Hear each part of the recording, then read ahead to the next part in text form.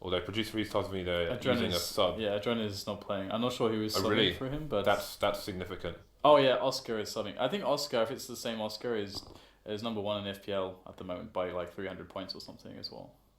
Oh really? If it's the same Oscar, yeah, I think it would be as well. Interesting. Well, curious to see how this goes. We're due to start the first match anytime now. And again, we if you weren't tuned in to our broadcast yesterday, we passed 650k followers. We gave away an Orp Medusa, an Icarus Fell M4A1S, and an M4A4 Poseidon, although I need to get the trade links for them and send those to the winners. But our next giveaway is going to be 675k. We're going to be doing a Falchion Knife Factory New... What's it called with the metal thing? Case Hardened. That's going to be the open raffle, and there will be a subscriber-only raffle for a Factory New Falchion Slaughter. And for those of you who saw my tweet, or didn't see my tweet earlier, at 700k, we've got a Glock Fade coming our way, we've got a Stat Track Fade Falchion Knife Factory New, and some other thing I can't even remember. Karambit Rust Coat. Marvellous. So I believe we're going to go into knives. Speaking of knives, I love knives, Dan. I love knives. I think that's pretty apparent, yeah. I mean, didn't you buy Shadow Knights more or less immediately upon them arriving? The shadow daggers. Shadow plugs. Yeah. I have the stock ones, the vanilla ones. I wanted to have the Factory New Knights ones, but I thought they'd be too difficult to get hold of. So I was like, well, screw it. I mean, these are also black, so I'll just get these. Interesting. I have a butterfly knife Knight Factory. No, it's minimal wear, which producer Reese uses, and it's called Wesley's Knife Stand. Nice. Good job there. I don't have any skins really. I looked today at my collection of skins today, they're atrocious. I don't really care.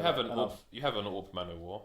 Yeah, it's Stat Track Minimal Wear, I guess. But that's the best skin that I have. I opened that a long time ago. I think the best skin I opened was an M9 Bayonet Fade Factory New. Full fade. And then I opened another one. Really? Which is probably going to piss people off at home. But that wasn't a full fade one. Nice. But the thing is, like, the balance of boxes I've opened compared to knives I've opened is outweighed by the value of the boxes. So, there. You know. So now you just buy stuff instead of gambling. I've actually retired, guys, from opening boxes. I have not. I opened like a shadow box. He said that before though, so just... No, but I have. But more for the most part. Yeah, I said it like 3 times before, and then I opened loads of boxes. But this time, guys, I'm like, all right, I'm just gonna buy things I like, and then there's no chasing, because like I probably spent 1.5 Dragon Laws on over 10 accounts trying to farm Dragon Laws and opening souvenir boxes and all sorts. And I was all right, I'm just going to buy a goddamn Dragon Law and be done with it. So there we go. Yeah, you have one now? I do, yeah. Do you use it? I do. I use it, yeah, I'm using it on the T side at the moment. What do you use on the CT? At the moment, I'm using the pink DD Pats. I was using the Medusa, which I also bought. But I like to change it up, you know, don't want to get bored. I'm not a slave to the skins, Dan. I'll use whatever the hell I want. Yeah, I saw Olafmeister was giving away stuff as well. Yeah, he's going nuts on his stream with knives. It's quite cool to see all the top players streaming here and there. Face it. Yeah, largely the FPL games as well. Shout out to the FPL. Hashtag FPL. Yeah. I really want to grind. I used to be face at level 8 actually. But then I was not face at level 8 anymore, Dan, basically. So I'm trying to get back there. I really want to grind into FPL. I really want to do it. Well, how many people per month? It's like 5? It's Can the qualify top for it? 50 from Master League and the top 10 from Platinum League go into a monthly qualifier. I don't know how the qualifier works, but the top 5 from there go into the FPL every month. I know that much. Get on the grind, people. Faceit.com. So this is going to be pretty interesting, this map, because Fnatic are pretty damn good, pretty solid everywhere. There's nowhere really where they're weak, which is one of the reasons why they're so good. Why they're pretty much the best team in the world. Just that consistency, that depth of map pool. I mean, Dust2 is always going to be strong for them. But it's pro though, as you mentioned with Neo AWPing, it's going to be really cool to see how they actually use that. But specifically, what I think we should think about this map is also how the T sides end up working out. Because we've seen so many crushing T sides. I'm just really waiting to see a really good team play another really good team, and for there to be a strong CT side, and then to see why has that strong CT side even come about. So, what approach do you think they're going to have to Virtus Pro? Because I think against other people, against other certain styles of teams, you might say they would be more aggressive than I'm expecting them to be against Virtus Pro. You might say that. Oh well, I might say that I think they're going to give Virtus Pro a bit more respect. They're actually opening cases while they're waiting for it to start. That's kind of amusing. But do you think they will pay Virtus Pro more respect than they might do other teams? well, I think the way that it will probably work is that I don't think they'll put a huge amount of thought into Virtus Pro in this one. I think what they'll do is, because it's Dust2 as well, is just play like their standard fundamentals. And they've played Virtus Pro so many times in the past that even with role reversals and switch ups for Virtus Pro, I think Fnatic have like already an understanding. Okay, we know that they kind of like to do this. This player kind of likes to do that. So they'll already have, I think, some of those adaptations in their fundamentals. So I don't think Fnatic have much to worry about. That's pretty nice though. Good start there from Bialy, and that is a very dead Olofmeister. So Virtus Pro have long, but we have a push coming in on the flank straight away. It's actually JW, and he's going to be going down straight up. So they spotted all 5 players, but it doesn't look like Virtus Pro is going to change their minds. Looks like they want to go up into the A bomb site. Interesting. They have smoked off CT, maybe suggesting a push to B with a lurker towards A, but now the plan will be revealed, and this has not gotten in the way of Fnatic. Pronax taken down in CT spawn as he was in a live round AFK. So it's Crims with a grenade and a defuse kit versus 5 players. He has, I wouldn't even say the range advantage, because 3 of the Virtus Pro players have picked up a USPS. This position from Neo was actually something that used to be abused a lot by Karrigan, to the point where they actually nerfed the car, if I remember correctly, or at least the fire, because it was the visibility thing. It was just hard to see a player behind the fire. But even now, it's still not easy, because it's not somewhere you would naturally look. Like, you'd look at the corner, but not the car itself. So it's you can get a few frags from there, but Crims is going to save his defuse kit, which is quite nice actually for the next round. I hope they full save, especially considering they got 0 frags. They should really full save in this round, I think. But it's Fnatic; they are super good, so they're going to decide to go for a force and see what they can make happen. Well, we do have a pretty nice section of weapons. We've got 3 rifles on Virtus Pro. That's really good for those rangers on this map. Pasha, though, he's going to be in a close range engagement with JW. He's going to poke out and quickly eliminate Pasha. Really nicely done by JW. That's an AK for him. With that Kevlar, with that nade, they're going to go for the push. And this could end up working out. We've got quite a few low players here for Virtus Pro. So it's a 4-man retake here. Already it's an attempt, but it's not going to be going well. They've only got pistols. They could play for Exodus to pick up some weapons. There is an AK on the floor there, which is collected by Olofmeister, and Flusher will punish Neo for going for the push. You can see Pronax holding an angle there. So it's just about collecting weapons here for Fnatic. I was going to say, I do like the idea of a cheeky defuse kit on a 90% eco round for CT teams, because when the Ts go hunting, you never know. So Fnatic are going to actually steal away an AK with this. So this is going to end up being a very worthy force buy from them. Virtus Pro went for that fast take on B, which is really nice, because even if they stack it, if you have the right nades, you should be able to get the bomb down. As long as you get the bomb down, it's super hard for the CTs to push through the choke points with the pistols. So good stuff from Virtus Pro. But they're going to be worried here, because they know that there is an AK wandering around somewhere. It's in Olofmeister's hands. He's going towards Catwalk. Let's see if he can get some damage with it. We've got Neo leading the charge down middle there for Virtus Pro as they slowly but surely take some map control. And Fnatic are playing it quite passively. This is a great off angle. He's protected by those barrels, but his head, of course, is not. So if he's playing against a player who is fast on the trigger, fast on the aim, then he's going to go down quite quickly. But it does buy him some extra time to get those frags. And he is a confident player, so that is going to help you. In a position like this, so confident that he's going to move out just before the key timing. And Virtus Pro are going to take down everybody. That sucks for Olofmeister. Yeah, it's a free upgrade for Taz as well. He's holding long though, so he's not going to make it to that AK on the site, unfortunately. But it's not going to matter. He may even continue with the P90. Yeah, and you know, I can see, you know, why a team like with their very top teams like, you know, Fnatic, where they might think, okay, Force Buys can work even on maps which are very difficult to win rounds like that on, which is this, you know, Dust 2 is one of the hardest ones because their players are so individually like amazing. So I can see it, but we do have the almost full M4s here as the push comes in from Virtus Pro into long, and we get an excellent cleanup there. That is massive from Fnatic. They didn't even take that much damage, just Olofmeister, but all 5 survive. Wow, that was crazy quick. Gone in a flash. Were 80% of the Virtus Pro team there. Yeah, I mean that's probably quite literal as well. They probably were flashed at that point as they all moved through that choke point once they got sprayed down. So super awesome from Fnatic. So Fnatic going for a 3-man push to take control of the long area, just in case of any early aggression from Virtus Pro. They'll leave 1.5 men there. You can see Flusher now rotating away as well. Pasha lurking outside the door. Now Neo creeping through.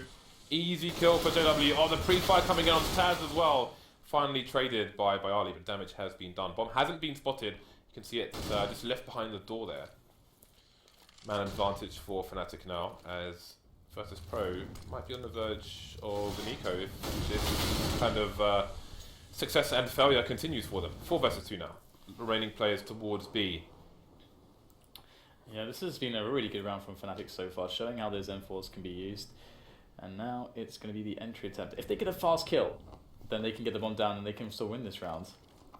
Here go the nades, here goes the push. There is Stacks with the AWP. Can he find Crims? It's going to be Bialy that will do so.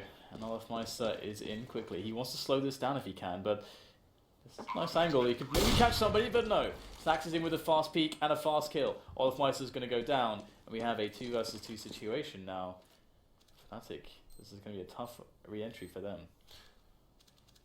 So Snacks is positioned at the back of the site. He's a little bit exposed to the door, but the focus is on the window now for the CT. Flush is holding an angle, maybe waiting for a peek to come, but time is against them. They both have kits, and that's the retake done. No other players lost here for Fnatic, and it will be made 2-3. All picked up as well. Bomb defused, and Virtus Pro are finally in some trouble. But they did, of course, get that bomb down, so they might be thinking about a force with an execute here. I think you can definitely justify that because Fnatic have won a bunch of rounds like too cleanly at this point. So you don't want to let them get away with that. Not a team like Fnatic. So indeed, they're actually going for the force with the nades here. Not everybody here is full board. We've got Bialy on more or less nothing, but the rest do have a chunk of nades to work with.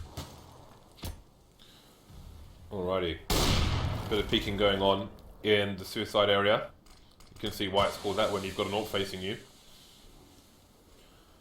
Initial presence towards the shorts area. You can see it slowly being taken over by Pasha.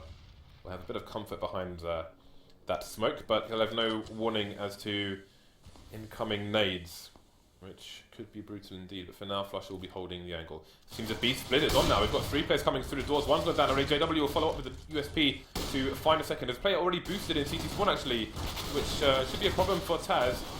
There we go. Olaf finally takes him down. Only 1 player lost for Fnatic. That was looking like it had some potential for Virtus Pro, but it got shut down very quickly indeed. Yeah, and all too cleanly as well. I mean, I'm surprised JW did not die there, but he is pretty damn good, so he survives. And Fnatic really build that economy, and we're seeing what looks, you know, like their full setup now. They've got the AWP on JW, they've got all the rifles and nades, and JW gets an excellent kill straight away. That's such a boon to this round for Fnatic. And I think he's even pushed to an angle on Dark. He has, and he gets the kill onto Bialy. So that's another player claimed early in the round. by JW in what was a force up from Virtus Pro. Now, let's see if the remaining 3 players can do something. JW is going to claim himself number 3. Only 2 more to kill, and he is making this round look like quick work. You can see Virtus Pro has some intentions to move up long earlier, but Fnatic have a massive stronghold on short, maybe in reaction to losing long. So this is going to be hard, as there are players poised, including the one on the site here for Virtus Pro. Running past with his blades out. We'll still take down Flusher. Olaf Maestro will finish things off from short area. And 3 surviving for Fnatic, not bad for their economy. You can see Flusher already on over 10k. Virtus Pro now will be struggling once again with the money they have remaining. Yeah, JW is so good, man. He just killed 3 players there straight away. Well, I mean, that's the round over. But when you're against Fnatic, that's the round basically over. And now we finally have that eco from Virtus Pro. I mean, they had a really good start. They've run out of luck in the sense of their economy is down the toilets. And it's all about Fnatic just keeping their economy safe. They're looking really good on the money. That's usually the big problem playing CT on this map. Here comes the push onto long from Virtus Pro. Max is going to do a lot of damage with that M4. Yeah, could be the finish. Olaf Meister is there to save Pronax. I've got to give Pronax to his credit for the way his decision making there in that small micro situation on long. He saw 2 players come out, but then he saw a glimpse of the third coming through the smoke. So he just positioned himself to have a 1v1 situation with the smoke guy first, and try to take on the other players afterwards. So, bit of tagging going on there. Snack's down to 20 HP. Carrying the bomb for now. There is a push up short though. You can see the AWP holding the angle there as the player. Oh, the bomb stuck in T-spawn at the moment. Is the sound cue going to come in? It's got a potential flank. There goes the bomb now. Olaf Meister can hold the choke point down. And that is going to be the round over for Virtus Pro. The only question is, where is Taz and how much damage can he do? Alone in lower tunnel versus 5. Well, Fnatic made Virtus Pro look really bad in this round. It looked as if they were playing pistols or something like that. Taz will get a quick kill onto JW there, but there's definitely a lot more work where that came from. It left him with that AWP in hand. He's got to make sure that this does some damage. Fnatic's economy is getting way out of control. Flush is going to nail Taz straight away. That's going to be 6-3. Fnatic, they went down 3 rounds straight away, but they don't look like they're going to stop anytime soon with this momentum. They're looking so strong at the moment. And it's always very encouraging to see. This is why I was very scared of picking of the VP player's choice, because of the Fnatic matchup. They are scary, man. Well, they're only 3 rounds ahead for now. You never know when Virtus Pro might get into the plough and clear the path to glory. Well, JW is clearing the path of Polish players with his AWP. 3 players in mid for Virtus Pro. That is a well-timed grenade, but didn't manage to do that much damage. JW just with the quick scopes there, taking down Neo and Bayali. And Virtus Pro need to figure Fnatic out quickly here before they run away with the CT side. They're running away economically, but the score is still salvageable. This still could end 8-7 in Virtus Pro's favour, although it is looking very unlikely indeed the way things are going at the moment. Also, you got to remember that this is how the scoreline looked before the patch as well. Like, okay, maybe this is a 7-8, 8-7. That's kind of where it's at usually. Even if you say even if the economy gets a little out of control for one team, it can still end like that. But this is Fnatic doing incredible work on the CT side, and another long push coming in from Virtus Pro. They don't have any weapons to use, and Olaf Meister's just sitting behind the smoke. There will be the first frag. He'll get traded straight away, but there's Pronax with the M4. He's going to go down as well, so good start here from Biardi taking both kills, but how do they push further up? We're going to need to see some excellent shots there, and Biardi will deliver his 3rd kill. 2 versus 2 now, but Taz is low, and in comes JW. He has been beasting, finds the headshot, but so does Taz, as JW reveals his head, jumping from elevator, and it's now on Crims. Taz has 14 HP. He's looking for the engagement. And there's Crims, and he'll get the kill, but Taz actually dinked him as well. So that almost actually was saved thanks to the work of Bialy and Taz. But JW, he is playing out of his mind. How is he doing on the frags right now? JW, 14 kills, he's beasting. Doing very, very well indeed. This is dangerous Fnatic we are witnessing here. As Virtus Pro buy up near the pizza shop here on Dust 2. Looking for another round on the board. Fnatic's lead grows to 5. Neo maybe looking for the AWPer there, not taking the shot on the potential B players, but the AWPer did pass as well. So the engagement continues now. JW, how many times will he go back to the well? Taking a bit of damage from a grenade, I think, and there it finally goes down. This man has no respect for anyone in this game. Yeah. Not wearing those colours of Fnatic. Yeah, absolutely. That's quite funny. And that's Virtus Pro now with an advantage to use. 3 versus 5. That you know, in the hands of Virtus Pro, they should win this round. Flush is on catwalk though, so he could actually come out with a huge response. Pash is there as well. Flush is thinking, how the hell did he get there? He has to jump into CT spawn. He's somehow still alive, and Olofmeister will get a kill towards middle. So 3 versus 4. This is still doable for Fnatic, but they shouldn't win this. Their odds are stacked against them so incredibly heavily. Bomb will go down thanks to Taz, as Fnatic mount their assault, using catwalk as their base of operations. Well, he is holding close short, but he might have 3 players to contend with here. I was going to say should get traded worst case scenario, but you can see we've got the smokes and the pop flashes coming through around the corner by Bioli's teammates, but they've only got 2 Molotovs left in the HE. And too much time has just gone at this point. I think if they were able to take down Bioli or get into this position, I think they would absolutely have gone for it because their money is so good. So if you look at it from like the perspective, like they can do like a cost analysis perspective there, where they say, okay, we'll lose this much money to essentially like hurt their economy by this much, and because our economy is this much, it is therefore worth it, sort of thing. Like there is the ability for them to do that in that spot, and unfortunately though they just couldn't get the positioning they needed to launch the attack. 8-4, so Virtus Pro will claim a round, but again, we would expect a really big T-half from Fnatic, so Virtus Pro need all the rest of these ones. So 4-round lead now, and that's a fast entry there by Pasha onto long. There goes Pronax as well. Can he find the third? You can see him on the corner there. Olofmeister goes down as well. This round should be a shutout now. I'm sure Fnatic will do what they can with what remains, which is Crims and JW, more than capable of causing severe damage to the Virtus Pro economy. Crims recently having a 32 for 4 half on Inferno. But this is Dust 2. There we go. Now it's down to a 2 versus 3, and the bomb hasn't even been planted yet. So very doable indeed, but not with angles like that. JW just going in alone, not waiting for his teammate. Pasha having the angle. Virtus Pro having the numbers now. Crims has got 1 HP. So it's another way Virtus Pro have the numbers. Yeah, Pasha with a 4K there. Not much you can do. Good stuff from him, just walking in, no respect. That's actually one of the reasons why Pasha is such a good player, in a sense, because he's so good at never being faced, never being shaken out of playing his game. He'll always play with confidence. He'll always play like Pasha, and that's what you need. You need a guy who can always be bold and confident with his shots, and that's what Pasha just displayed right there. Just pushing into long, getting the first kill so decisive, then following it up with a series of secondary kill straight away, and very nicely done. So 8-5, but still, like I said, they really need to get to that 7, and they know it. Double up comes in, Neo and Snacks. It's quite cool to see Snacks ulting every now and again. He's been doing that for quite some time now. It's pretty effective. So, Fnatic still with the bye. And again, Virtus Pro playing catch up now. You said 8-7 was possible, maybe 7-8 is possible for Virtus Pro.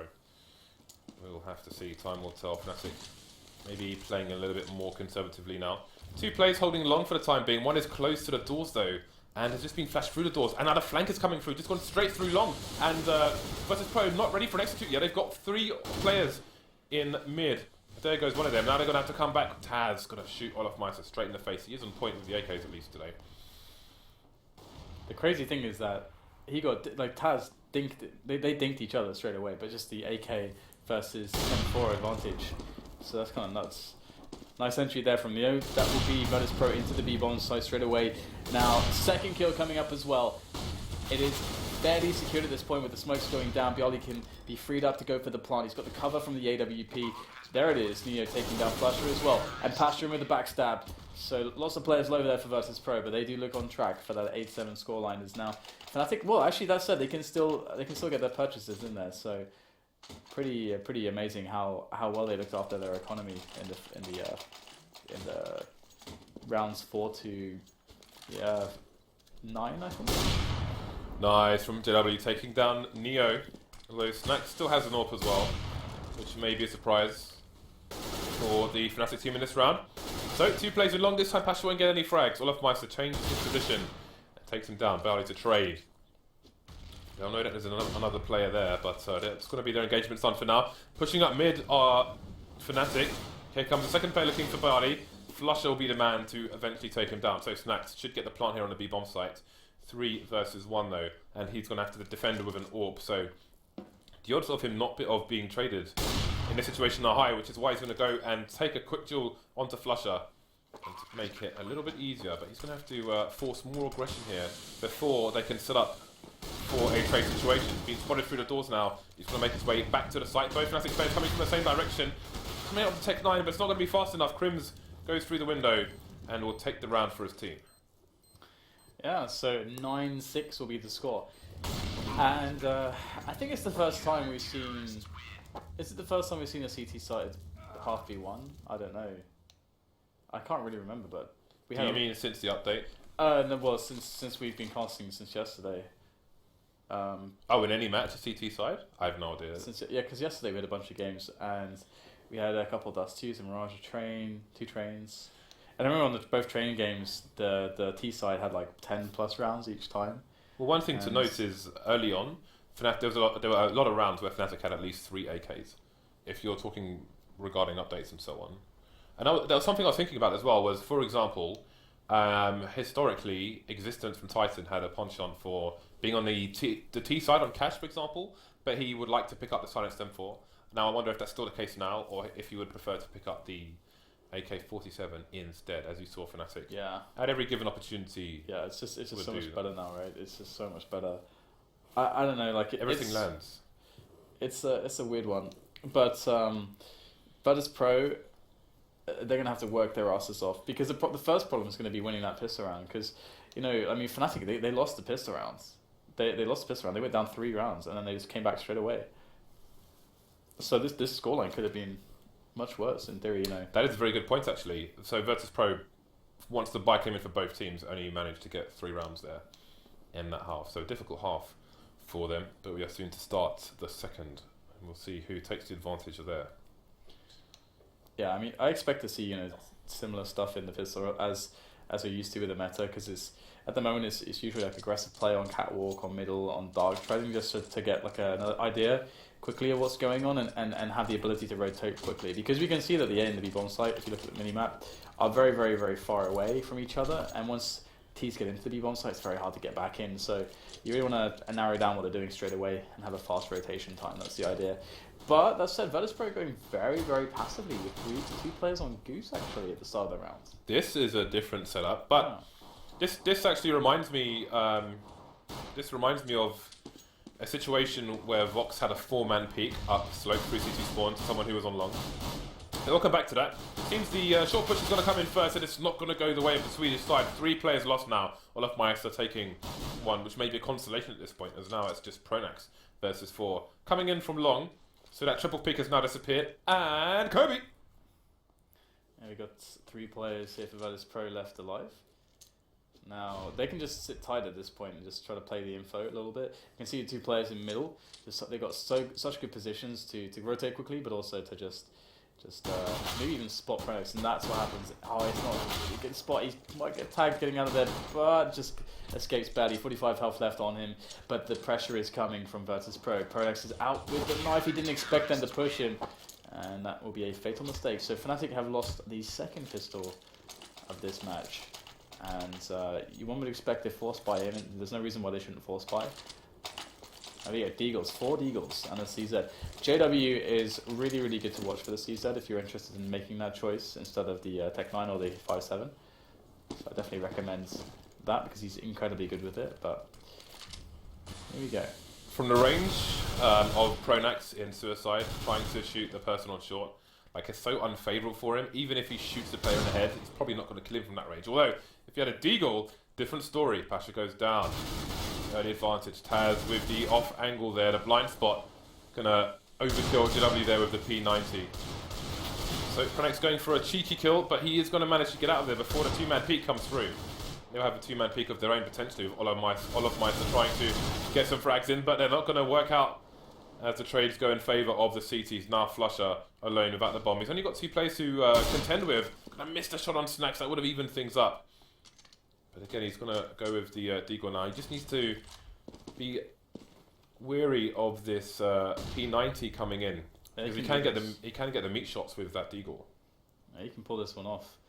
Especially with the scout, you know, being able to jump and finding the angles on dark is actually pretty powerful in this kind of a spot. Let's see if he goes to that jump right now.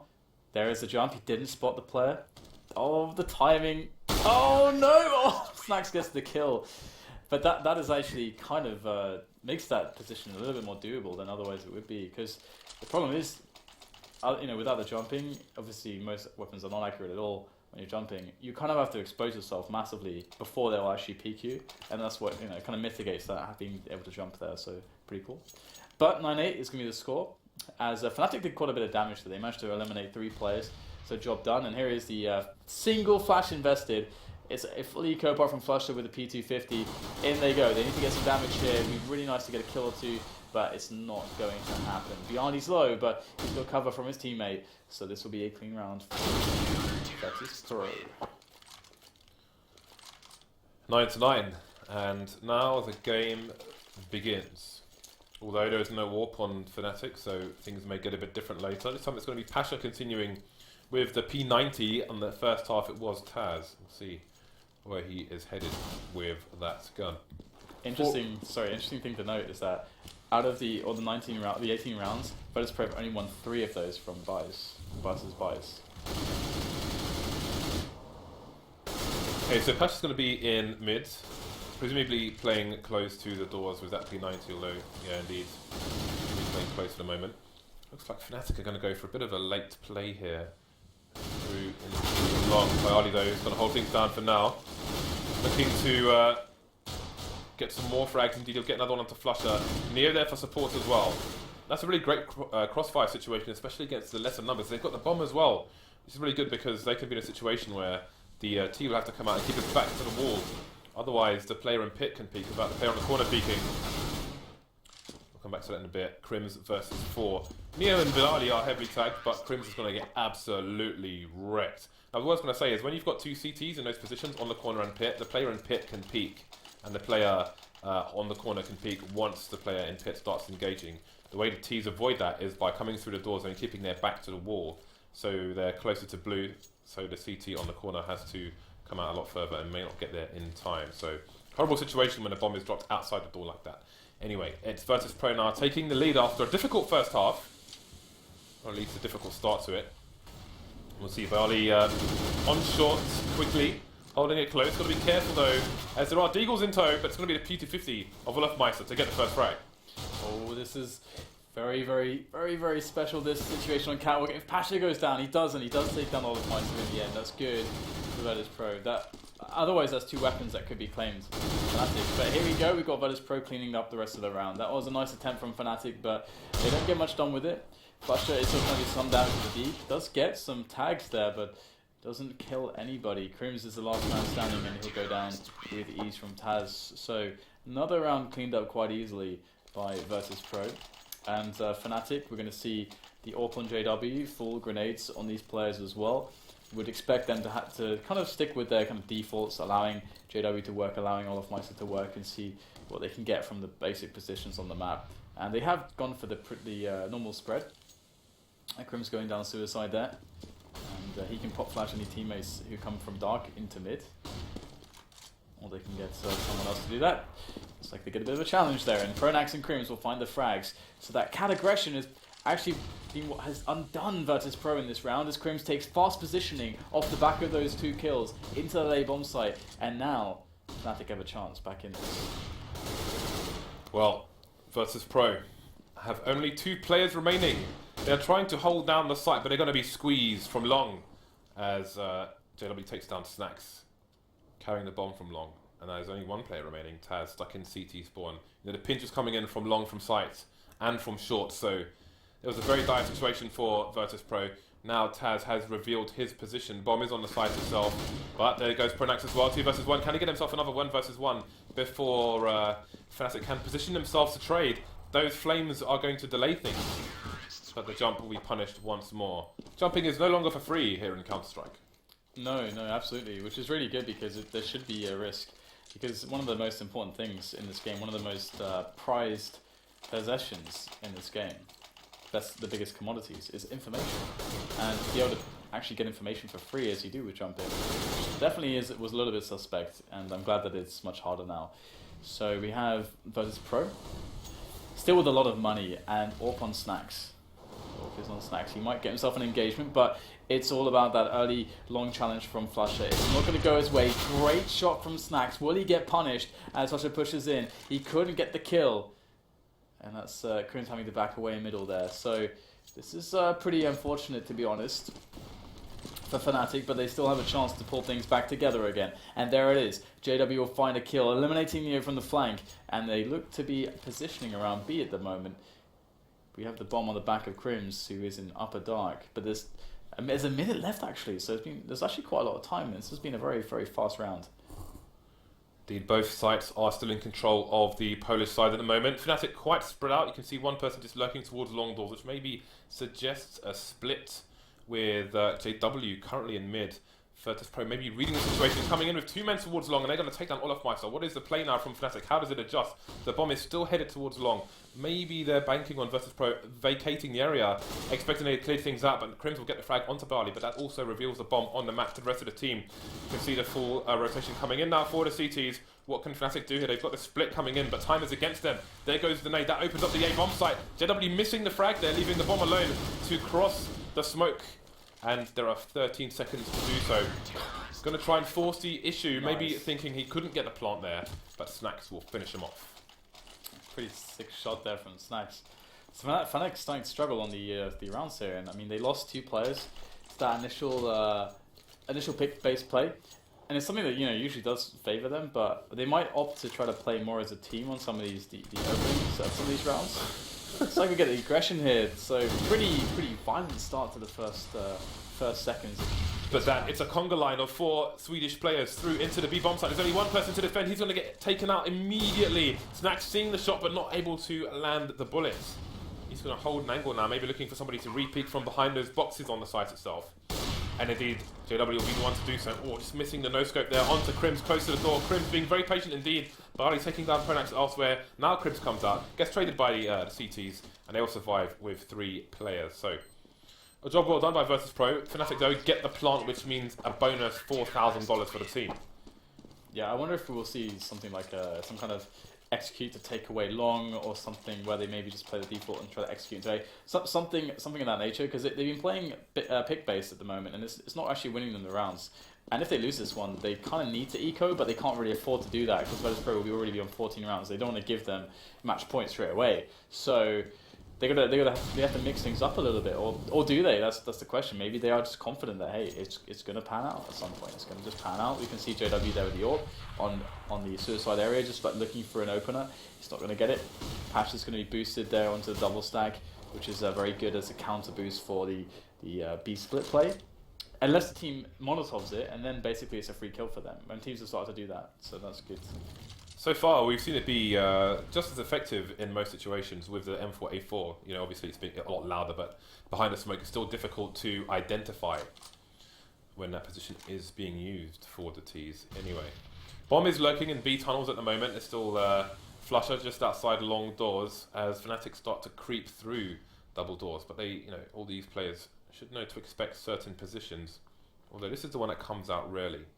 How far will they go? And will Pasha take out the first enemy he sees? Indeed he will. Pronax going down. JW will scurry back through the double doors. That's the problem, they didn't have any grenades. Their money was too low for them to be able to molotov that position, and now they go into the B-bomb site, all going through tunnels, knowing that middle's not safe. A smart choice by Fnatic, but they have to pull out the kills. And there it is, great shot there from JW. Can he get the next one? Yes, he will. Pasha goes down, able to find that shot through the sliver. That was the gap between the doors. And JW will plant that bomb. In comes Neo and Bialy, but they might want to wait for one another. JW, oh, he misses the quick flick. Neo in with a fast frag, and that could make the difference here as we go into a 2-on-2. Olafmeister is by the car.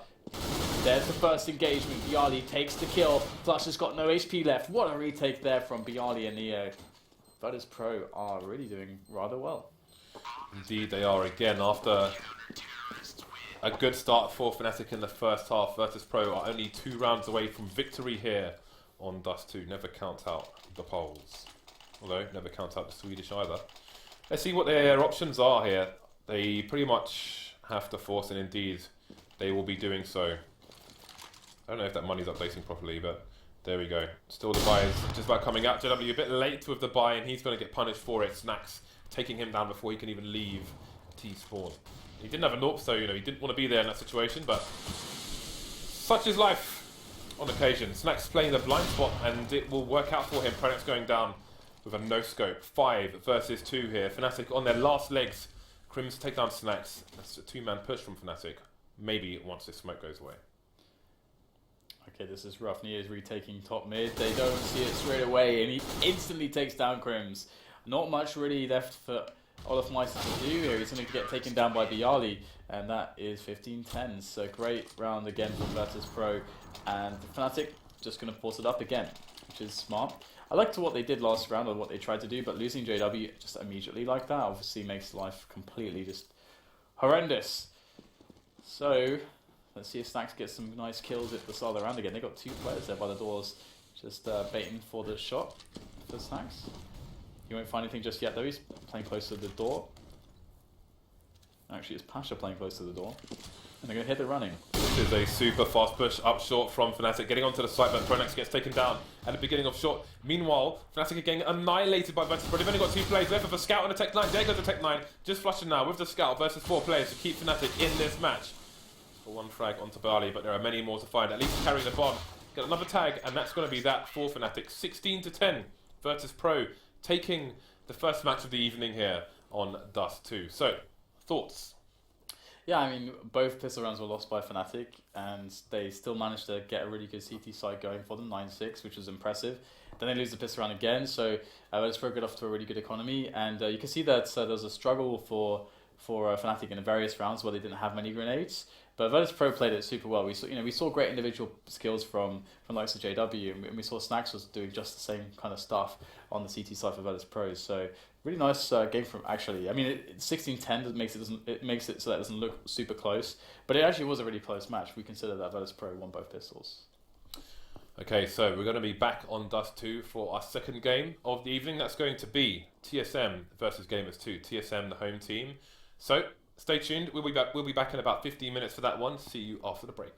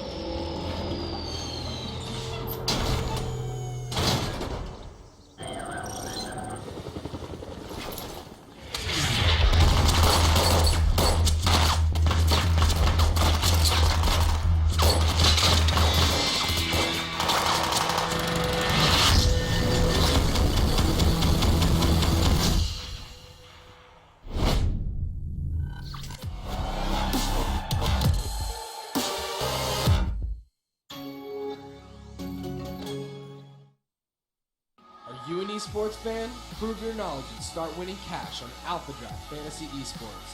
This year, we'll pay out over $5 million in prizes to over 50,000 esports fans every single week. To play, first select from hundreds of contests from the hottest esports.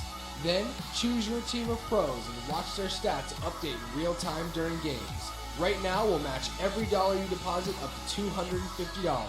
What are you waiting for? Redeem your deposit bonus and play Alpha Draft now.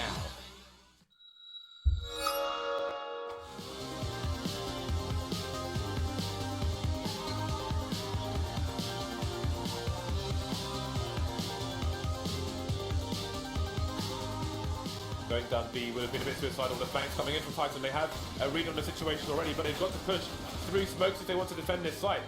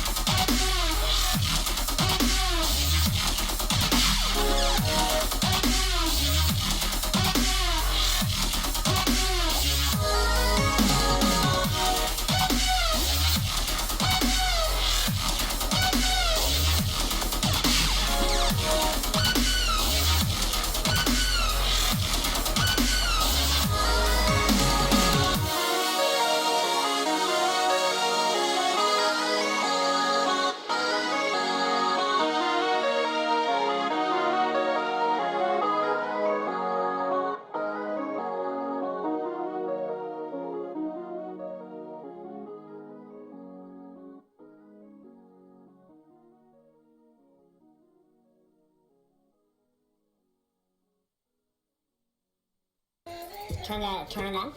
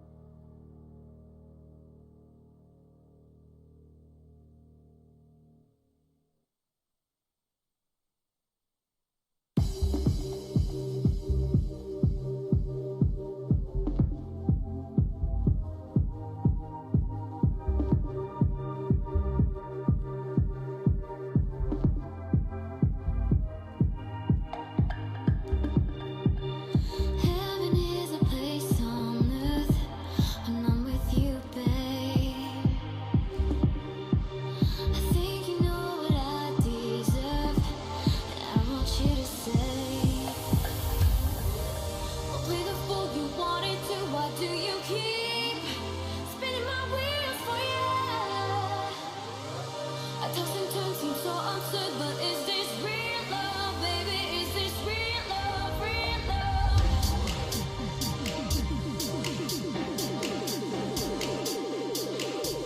Is this real love, real love, real love, real love, I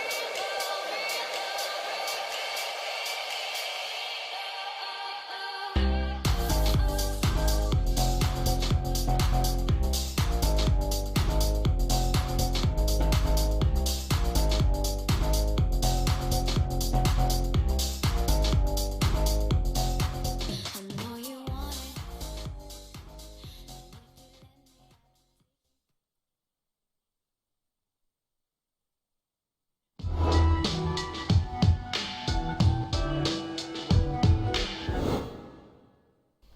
Hello and welcome back to Face It TV. Welcome back to stage 3 of the 2015 league.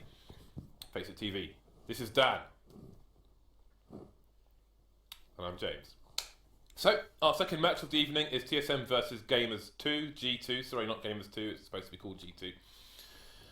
And we're going to be on Dust 2 once more. I hear the knife is starting shortly, Dan.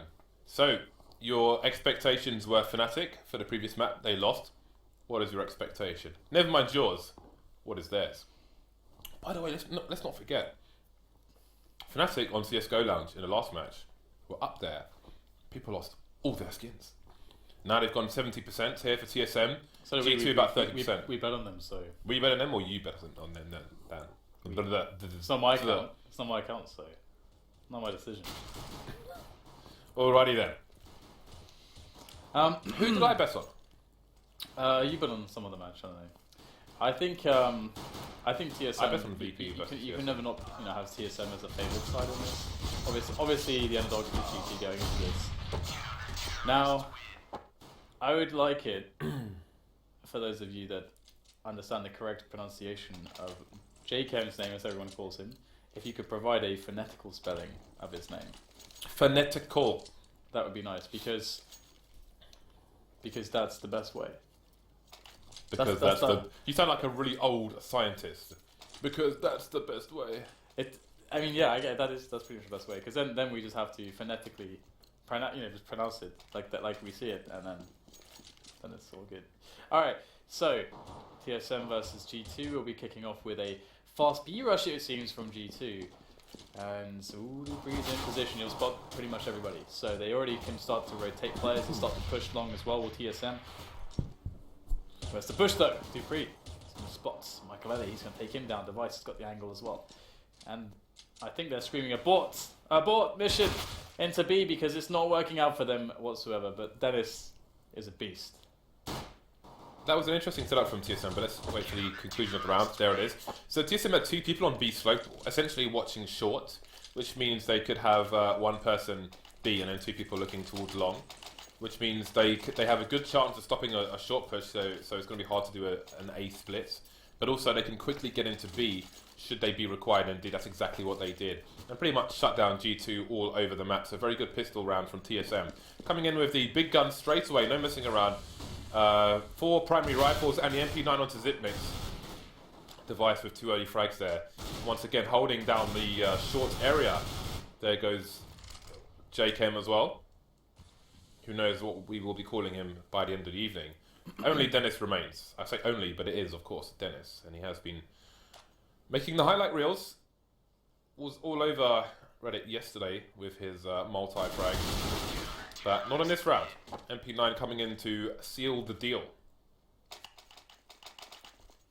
So it's quite cool for TSM because they can stick with these weapons for quite a while, play super economically, and they're pretty notorious for having a monster CT side when they get the money going. So I'm really looking forward to seeing that and how G2 handle it. There's Device taking peeks there in the middle with that Famous in hand, and he will spot the first player and probably eliminate him. And that's, I mean, he will get dinked back, but he spotted that information for his team. And you can see they're already just fanning backwards there, just trying to get themselves positioned for this. Dupree in such a perfect position to pick up the kill there, and excellent crossfires all the way to pick up the frags between Dupree and Device. They haven't lost a single player in 2 rounds, have they?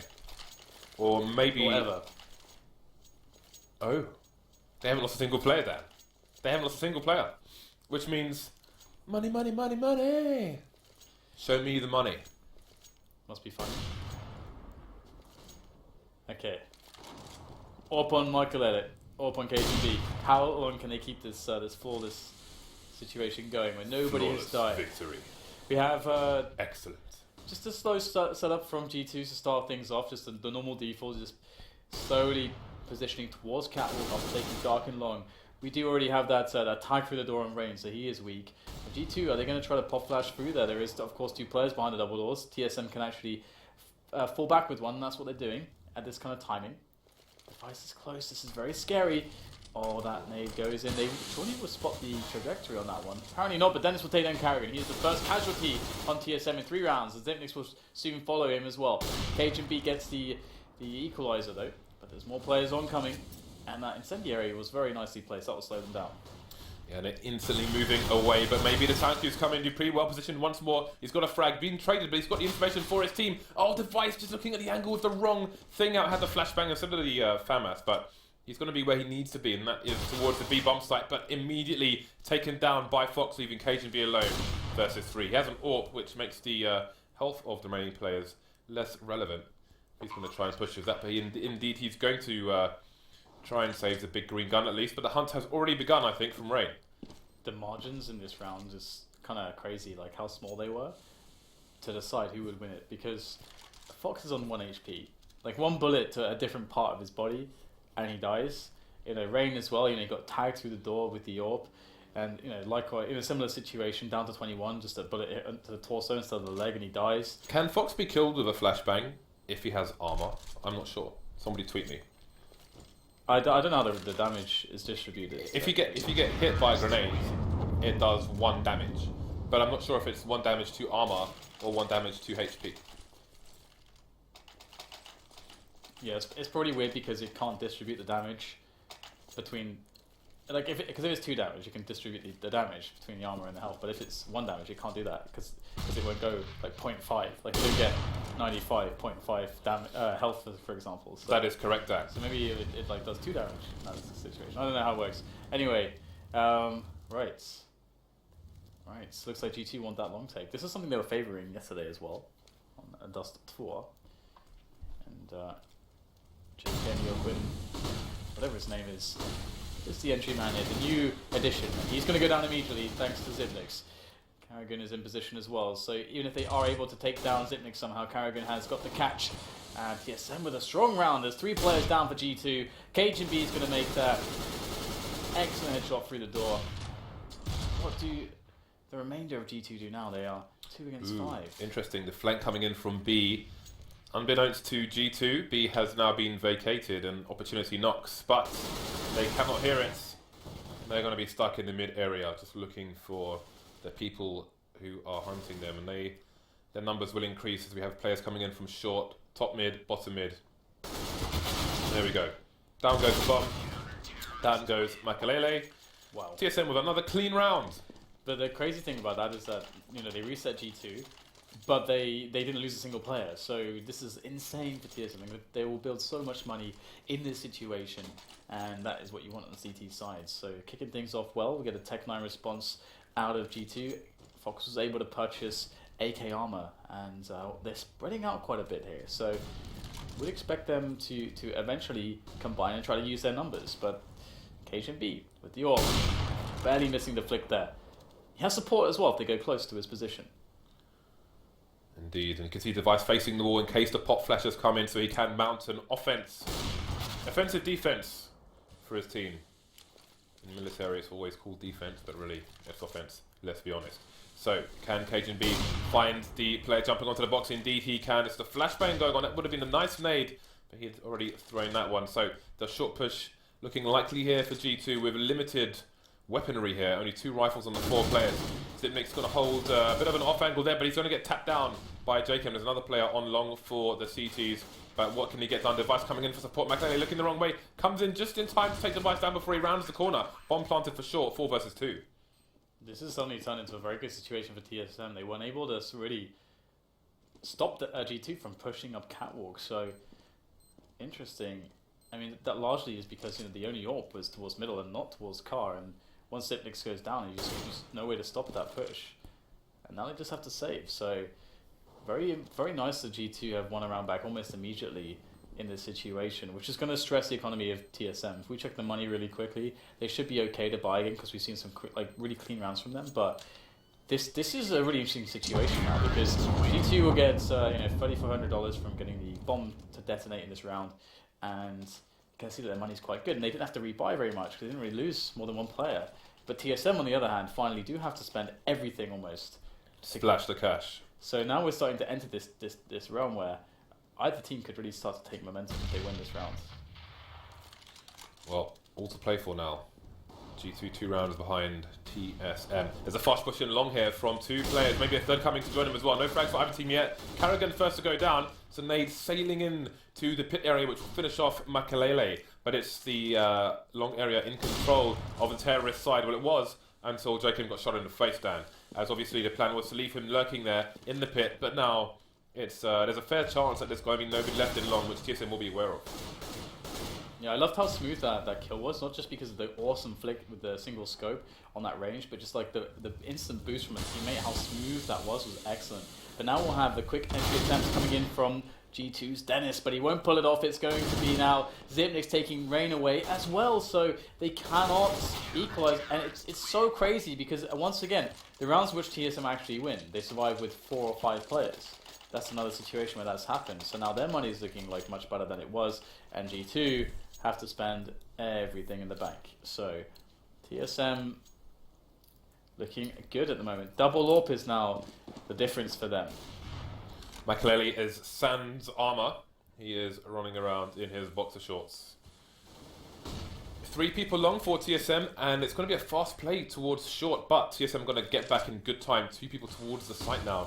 And there's a smoke there, which is going to make things a lot more difficult for G2. If they'd been on long a few seconds more, then they may have been in trouble there. So very good timing for TSM to make sure they had a strong hold on long for any early pushes, and then move back to short in time to bolster defenses there. So G2 find themselves looking for a pick now. You can see a crossfire through the different angles of the mid doors.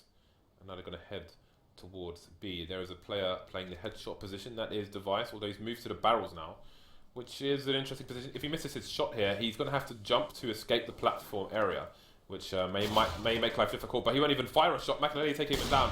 Should see a fast push here with a lurker towards mid for the tees. Yeah, that's a really huge timing kill on Device right there, moving just as they push in, and that's a 3-1 G2. Use that speed to get the bomb planted almost immediately as TSM get the positions. But they don't have upper dark, G2. They didn't leave anybody in upper dark. This is going to allow TSM to mount a much more effective assault. Makalele looking for the peak. Doesn't get the opportunity. Dupree is... Nobody's watching dark. Every single player is looking at the doors of the window. That is a catastrophic error there. TSM will clean out the bomb site and get the defuse. They lost nobody in the retake to B. That should never, ever, ever happen. Why was nobody watching for dark? That should never happen. That is that's a serious communication error, and you can say that for them are more or less speaking the same language, so you can't even use that as an excuse. They just nosed it right up, Dan, as you would say in London. Yeah. Is their coach connected to the match? When you get a bomb site, take that quickly. No coach. Where you don't need all the players, in the bomb site because you have it straight away. You leave at least one person in dark. Like, you should just do that. Slows the CTs down massively. Device is going ape. He's coming back with a vengeance into this round. He got killed on the timing previously, and both of the AWPers here are working their magic onto G2. And another flawless round from TSM. It's so weird because G2 have... It's so weird. This game looks so weird because of the flawless rounds. Because it looks kind of close a lot of the time, but it's not really. If you know what I mean. I'm not sure. Know what I mean? I'm not sure. But AWP on Makalele once again. Double AWPs on the CT side continue, however. So it's a 5-round lead. Some of the rounds that the G2 have lost have looked brutal. This has been a common theme on Dust 2. But the score is... the deficit is not that bad. So, an early pick. We've seen this before from G2. But last time their long lurker got taken out. Let's see if the same will happen again as it's Rain on his own. There was a play for support from Dennis, but he's moving away and down goes Rain. Long lost again for Gamers 2. TSM with another retake. This time from close range as opposed to long. No pun intended. Device is going to get the flick. No. It's the answer for that one. And The problem is for G2 is how do they work their way in at the moment. Sure, it's 4 versus 4, and that's always a nice situation. Going for the A plays are often very strong here because if the CT side feel pressure to have a guy on long, and that would mean that you can isolate a player very easily. Whereas the B players are always going to be together on the bomb site, team playing. So it's usually harder to go for B, but that's what G2 have decided to go with. And Device, if he just hits the first shot, will make this so much easier. And there's nobody splitting in from middle either, of which we can see there's nobody watching it for TSM. That's a huge opening potentially, but they're going to go barreling straight into Device. There's the first kill. Dupree gets the trade. He gets a follow-up as well. And JK gets shot in the back. The back. I feel like G2 really could have, if they're going for B in that situation, you need to try. I mean, I'm pretty sure they had a smoke. You need to find a way to get in with the pinch on B, but yeah, A is always easier in that spot because again, like the two players playing A are so far away from each other. TSM, nice. Oh, KGB hasn't died yet. TSM are really holding long down well. They've lost it twice and just retaken it with strength. So G2 struggling to hold on to the long area, and once it happens, they just seem to give up on A more or less and try and go for the weakness in B. They have managed to frag the Device a few times, but again, it has not proved to bear much fruit. Scoreline looking more desert-like at the moment. So again, there's a lot of presence towards B and mid. Could be a split here. The bomb, is it going to go through doors as well? There are 3 players headed in that direction. We could see potential lurk from Rain to get flankers. There are only pistols here for the G2 side, and they need to get Dennis into the bomb site before he gets hit again. He's only got 4 HP, so Dupree's the whole thing's down here, taking down the people pushing through the tunnel, and can Dennis get the plant? He's behind the box. He could just about get it for his team. That is a very important plant going forward. Gets a little frag as well. Amazing Dupree, amazing. KGB still alive. That was really sick there, Dupree.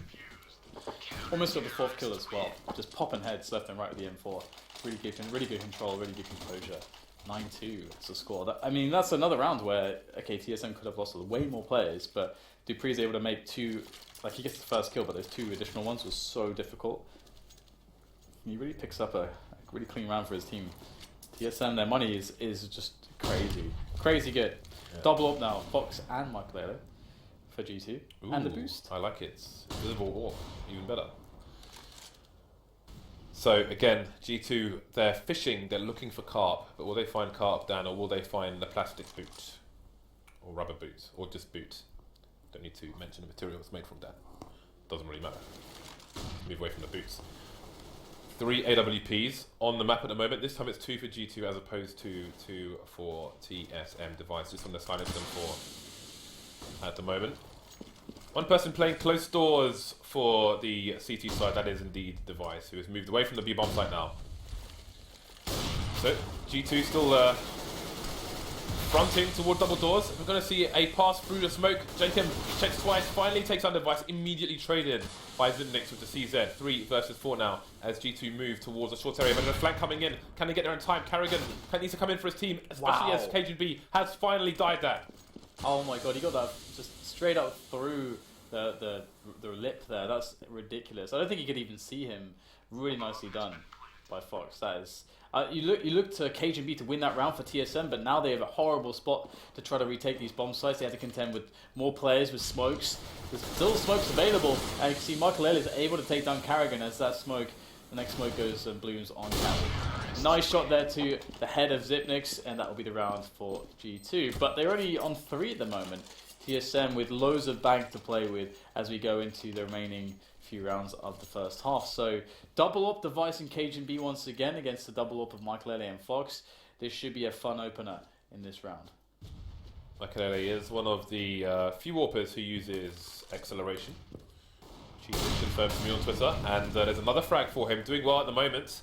Can they do any more of it? Again, they get the frag on long, but they don't get control of long, although Carrigan is rotating away, looking maybe to put a smoke down towards long doors. Not sure where that was going. But the concentration again from G2 is going to be in the mid area. You can see Zipnix aggressively advanced on shorts, which is a common reaction when you have lost long. But what is the play here? What is the next play? The next play is Zipnix to come in with the M4.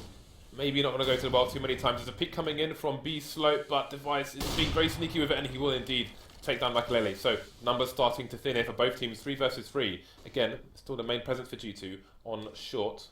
But this is the problem. I mean, Zipnix could get completely screwed if they had a single player moving long, and that's what he's afraid of. That's why he's moving to that position, to make sure that he can't get 2v1. But there's nobody coming from long. You can see he keeps checking that, but there's nobody there. It's all on the push from Catwalk, and as it is for TSM as well. In goes Dupree, down just as quickly as he came. Device able to snap down JK. There's Dennis and Fox left alive though with that bomb ticking away. Device, man, this is really tough. He's trying to go through the smoke right now. Both players on a similar angle. Good tags there from Device. Maybe, just maybe, he can pull this one off if he finds a quick headshot, but no. Shut down by Dennis, and that will be the round for G2. 9-4 is the score as they start to make this a little bit more respectable, but they must claim the last 2 rounds. Money finally starting to thin here for TSM, but the AWP will continue on to Cajun B. Device back on the M4 once more. So, Fox taking the initial shot through mid doors. Changing things up now. Obviously, each AWP will have their own style, so that could cause problems for the expectations of TSM in this round. Who knows? Good hold on long again from TSM. No pressure this time from G2. It looks like the B split will be the play in a fast one, but there is a Zipnix poised in CT spawn to do something about it. Ooh, they get a quick kill there from Dupree through the smoke. They know that the B split's coming, but they can't take up a dark away. This will be so hard, this defense. Device taking critical damage from Michael Lele. Oh my god, he can't get the finish there through the smoke, but Dupree goes down. Device comes in with a quick frag, but that is going to be 2-on-2. They've done enough, I think, that delayed the frags that they received as well. It's all on Cajun B and Carrigan, but they're quite healthy. Cajun B does not have any armor. Not sure if it matters at this point. Rain, oh, pokes over the smoke, takes down Cajun B from window. And Carrigan now needs to find a good angle onto the position of Rain. He hears the stepping and he can't do anything about it. Carrigan wins the round for TSM. They will go 10 now to the 4 of G2. G2 got the bomb down, so they'll have another chance to get a strong buy-in, I think. But TSM with a really good CT half so far. We are seeing many violent rounds here on this first half. Fast-paced rounds, trades, all good stuff. So, last round of the first half. Let's see what buy comes out for both teams here. Looks like Zipnix will just be going with the CZ. So, despite winning that previous round, you could argue that G2 have a better buy, although they are lacking the nades quite significantly. 2 smokes and a Molotov is all they have to offer. Again, a very fast, short play. Maybe because they're lacking the nades there, but Cajun B on the smoke looking to get multiple frags once more. There are 2 for him so far, and he's going to be killing time for his teammates to rotate as well. But Fox McLeod coming in to even things up, 3 versus 3. Oh, Cajun B, I don't think he's missed a single shot just yet. His teammates come in to finish it off. Amazing half there from TSM.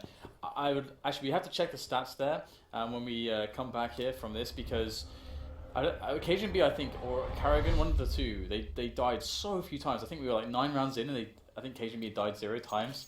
So, okay, guess I was wrong. Okay, I guess I was completely wrong, wasn't it? No idea. All right, I guess we can think about that later.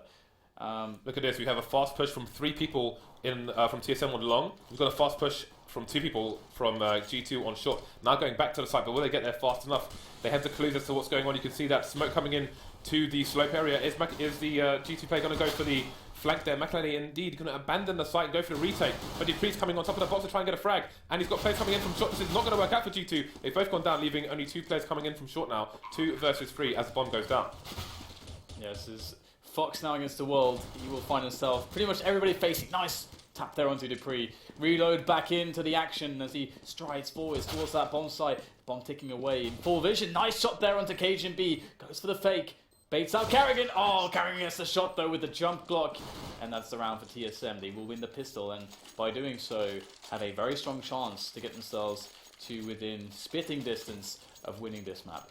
I think that's a very deliberate plant on the ridge there, actually, because it's so close to the end of the wall that if somebody's jumping, they're more than likely going to hit you there. Even with the variance from jumping with a Glock. Burst with the Glock. They are very likely to hit that. They are, even with a single shot, I think. Jump burst. There's a very good chance. It's just going to be a big head in front of you to fire on. Speaking of big heads to fire on, Dupree is going to take down Rain. There's an anti-eco here, or there's a force buy from G2 in fact, so things going either way. That 5-7 is going to be very dangerous, and Zipnix find himself in an awkward position now, with people coming in from various directions, trades coming all over the place, leaving only Cajun B versus 2. Yeah, this got a little bit awkward. They spread out way too much. And G2 are telling them that they should respect their play and stick together. And there's Cajun B with that first frag. There's one more player left to find. 19 HP on Michael Elliott, but he just needs a single shot to Cajun B's head. Can he find it? No, he cannot in time. 13-4 is now the score as TSM do a good job in taking control of this match. But I mean, I'm struggling to see how G2 are going to come back into this. There's so many rounds for TSM now. It's looking really bad for them. And ooh, we have triple Mac 10. that's pretty good to see. Pretty awesome. This is Mad Gangster. It looks so good with the new animations when you see it in third person. I think it looks weird. The arm, the left arm looks weird. It's just like, just there, like just. And it's like Just holding, out there. it's even holding it sideways. Come on. Yeah, And but like running it's around corners, like oh, holding it's it got his knife sideways. out now. Yeah.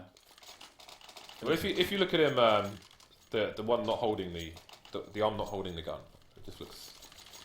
It's just like out in front, as if he's running after like a horse rein or something. I don't know.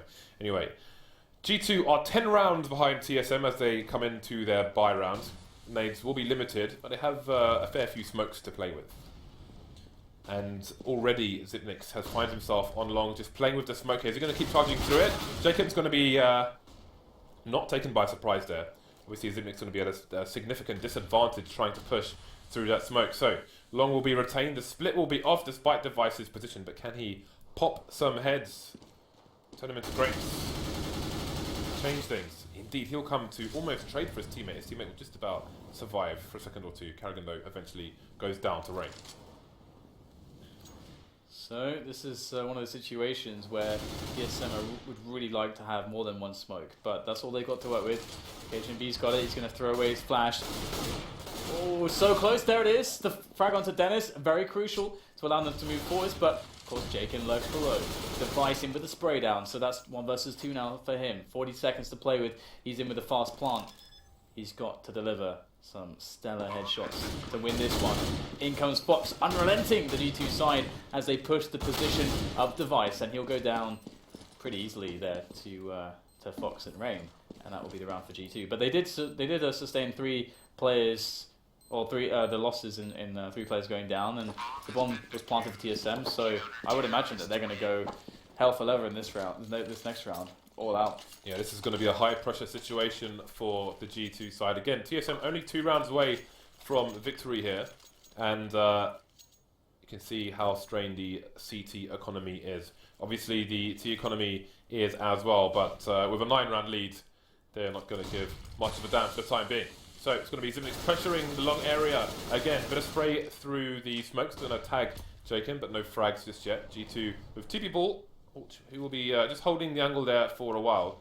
Maybe wondering if somebody is behind blue, although you can see their feet if you have a position in the pit. So Jacob now, City Spawn's going to get wrecked by Carrigan. Rain taken down towards B as well, so this is falling apart for G2.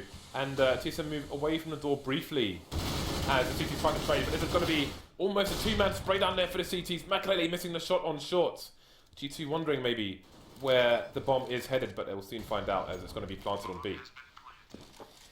So 3 versus 2, that bomb down, very big rotation for G2, but I don't know that their money is even good enough for them to even consider doing anything but save here. Yeah, they must save. They must save and play against the match point of TSM. That's all that there is on the table for them. Nothing else. And TSM, they can afford to throw everything at G2 in this spot. They can absolutely lose everything that they're holding right now to kill these 2 players. It would be worth it. But that's also whether they can get there in time, and it's not worth just running at them 1 man at a time either. Your odds are kind of low to actually make that frag happen in that case. So they do hold back. 15-5 is the scoreline as TSM look to soon close down G2. A very economically weak G2. Their chances in this round are astronomically low. Then it's a jumble cell, and they can't even make it to the cell because the tyres are flat there. Nothing is going their way at the moment. They have an AWP at least, eking out some FAMASs. They've all got Kevlar, which is good. They have 4 players opting for helmets though, instead of grenades, versus an open 4 AKs. So, going to go for in a desperate situation, they're going to go for an early aggression on short, but it's not going to work out. Multiple nades coming in, but G2 have already vacated the premises, which gives TSM control of short, and TSM have got 2 people in long as well. The split is on that. Yeah, Makalele needs to get the shots. He's got to go huge in this position. He has support in a player from Goose. Is he going to go for a jump shot? Oh, he gets a nice angle there on Device. He's poking up by the crate, and Dennis pops out to get another frag as well. So looking not too shabby here. Makalele going for the jump shots. Again, they put you at much greater risk than they used to. And TSM had 3 players left alive still. Nice shot there from Dupree. The sidestep, the scoot and shoot is going to claim Rain's life as the bomb is now planted and ticking away. Makalele, the only player on this side who has any weapons, but got Fox picking one up as he makes his way towards the bomb site. He even finds an AK. It's fully loaded as well. Looking for the first peek, but disciplined on TSM. Oh, Fox won't mess it up. He gets one opportunity and he closes, but the refrag comes in, and there's not much left to do as TSM win. 16-5. Strong dust 2 from them. Very strong indeed, and credit to TSM. They had a really good CT side. Again, they held on to long very, very well, and that was really important for them. There are situations where G2 took control of long, at least 2 situations. They killed a man on the long area, took control, left somebody there to lurk and keep control of it as they go for a split, but then that man was taken down by TSM, and those kind of rounds were really important and pivotal for TSM's CT half, and the C half just broke G2's economy in the worst possible situation towards the end of it, and then you saw what kind of buy they had at the end there. It was a bit brutal. Although I think they could have skimmed on the helmets on that last round and bought a few smokes or flashes, especially with the aggression on short. If they had like somebody throw, let's say, a jumping kind of right click flash over mid or whatever, then maybe they would have a better chance there in a desperate situation. But there we go, 16-5, so a very strong showing from TSM. Our third match of the evening is going to be Envy versus Hellraisers on Cobble. It's going to be an interesting one. So we have a bit of time before that, actually. Indeed, about 28 minutes. That was a fast map too. So have a bit of a break, but we will see you at the top of the hour for match 3.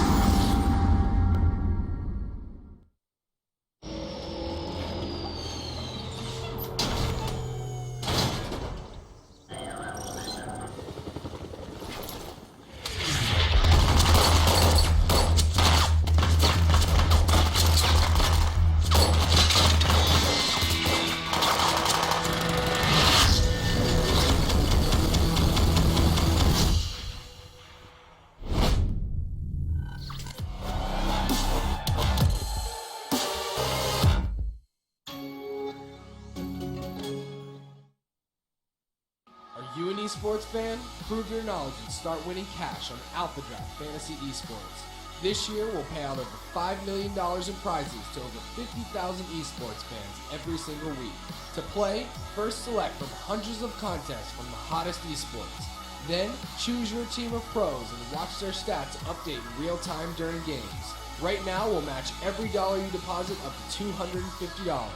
What are you waiting for? Redeem your deposit bonus and play Alpha Draft now.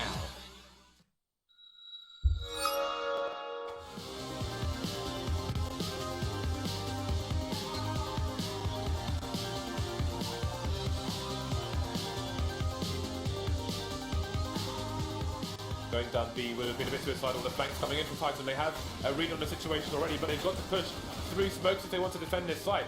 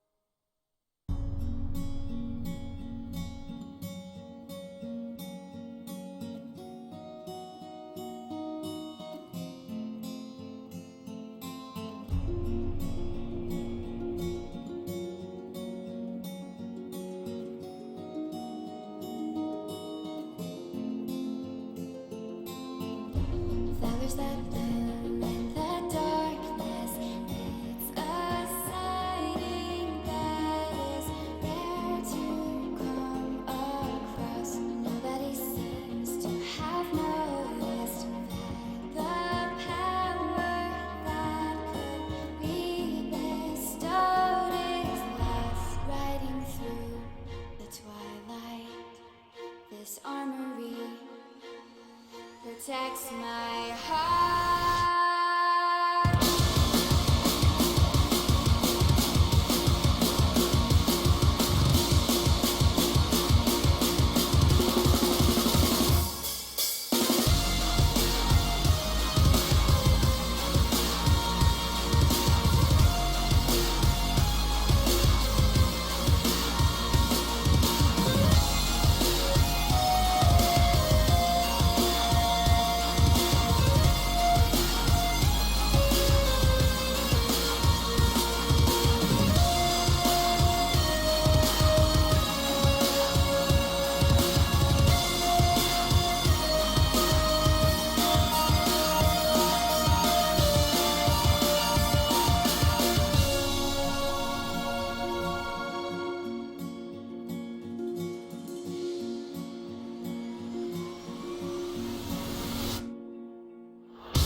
There's a voice that is calling.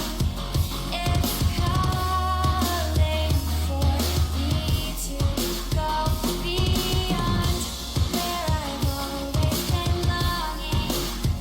I'm longing to find where I belong. Soon this fight will come to an end. The Valkyrie shows to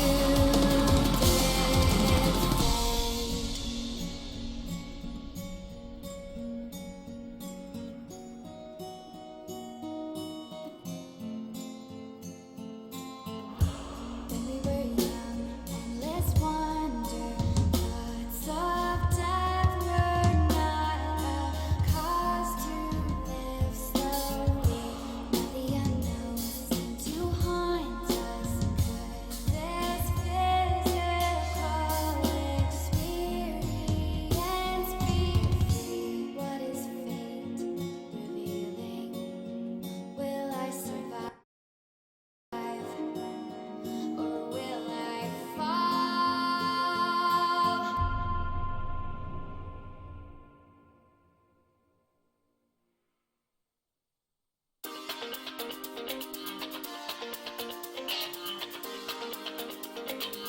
Yeah. Any other day I would wake up. Yeah. Press start on my K cup. Think about the time you take up. While you put on your makeup. But that makeup don't hide those lies you tell. We go round and round on this carousel. I can see the signs, baby, you can spell. Being with you is H-E-L-L. Peace. Think about the time you take up. While you put on your makeup. Please don't worry about a thing. Please don't worry about a thing. Please don't worry about a thing.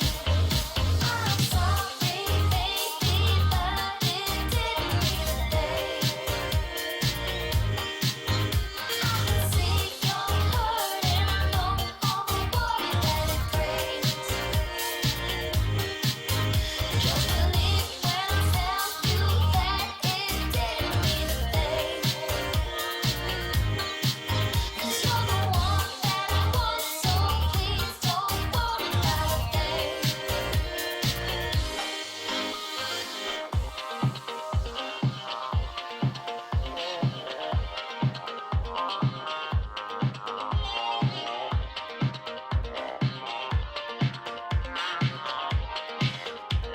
Yeah, yeah, yeah. Don't let the door hit you on the way out. Ain't it funny how all the games played out? Like I don't know what you're doing when you stay out. Try to lock me down, I had to break out. Cause you lie, repeat, rewind, retweet. Then act like hoes that you see on TV.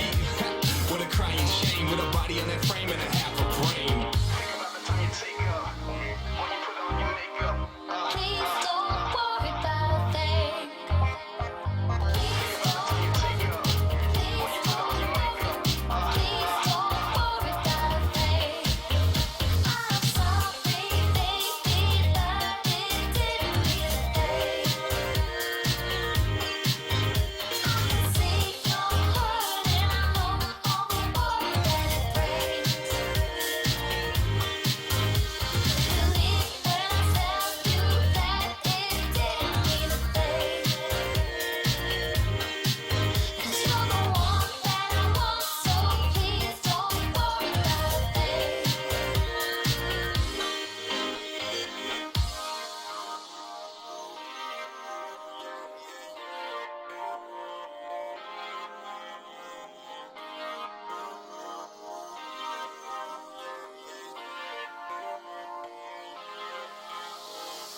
Any other day you can lie to me and I say, baby, it'll be okay.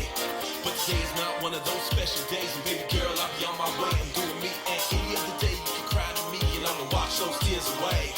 But everybody knows that you play it sweet, girl. You ain't no Sarah Lee. I'm doing me. Don't let the door hit you on the way out. Ain't it funny how all the games played out? Like I don't know what you're doing when you stay out. Try to lock me down, I had to break out. Cause you lie, repeat, rewind, retweet, then act like hoes that you see on TV. Ha, what a crying shame, with a body on that frame and a half a brain. Damn.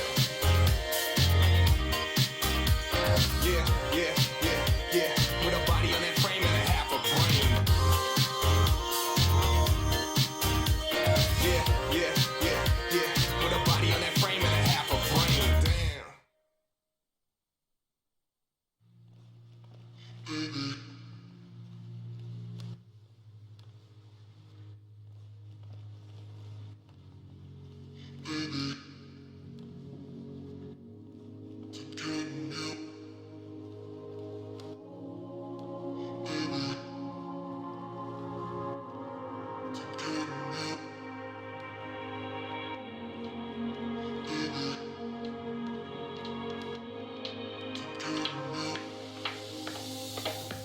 Pull me close and you say you'll never run away. Think that love is a game and that we've gone insane.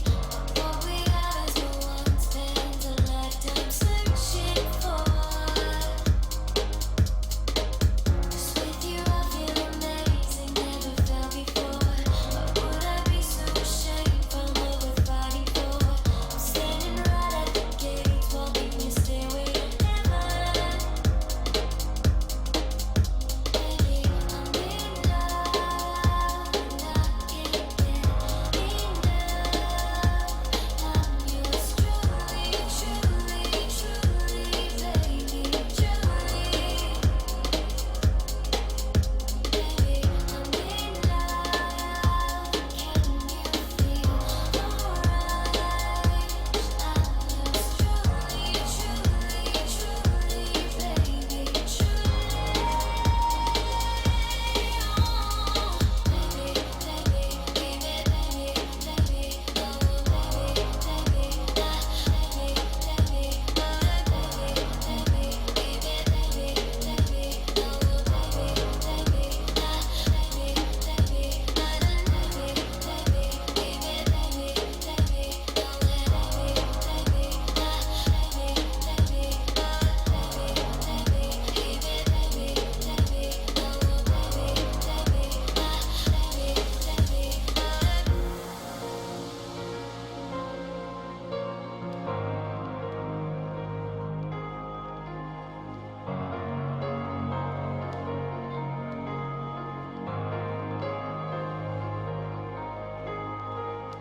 Pull me close and you say you'll never run away. You think that love is a game and that we've gone insane. But what we have is what one spends a lifetime searching for. Just with you I feel amazing, never felt before. Why would I be so ashamed from what we're fighting for? I'm standing right at the gates, walking your stairway to heaven. Baby,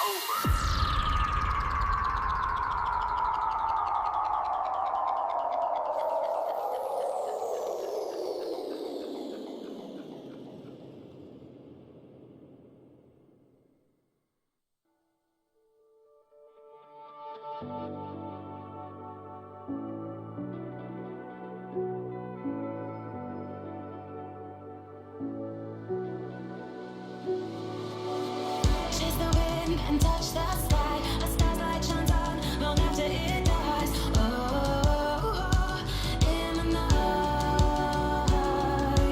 I live every day as if it's your last. All memories been bright like beacons of the past. Oh, in the night, now we race against the sun. Now we race against the Now we race against the sun. Now we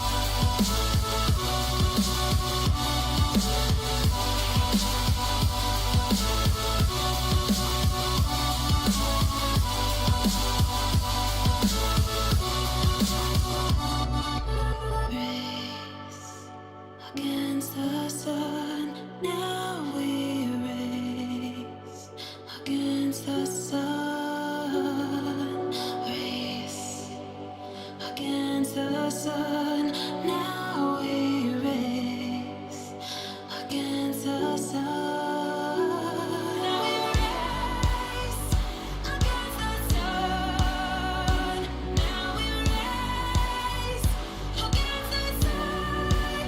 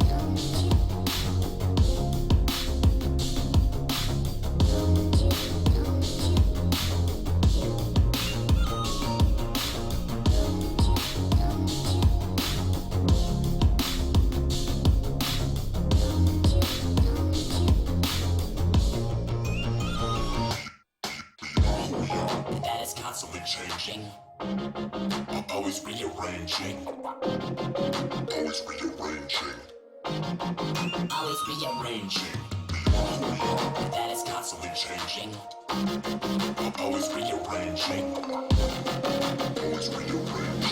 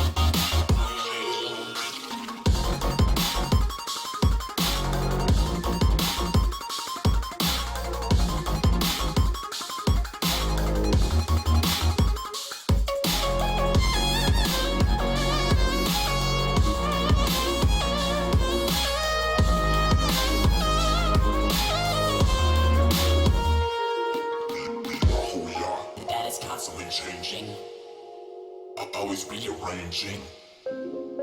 Always rearranging. Always rearranging.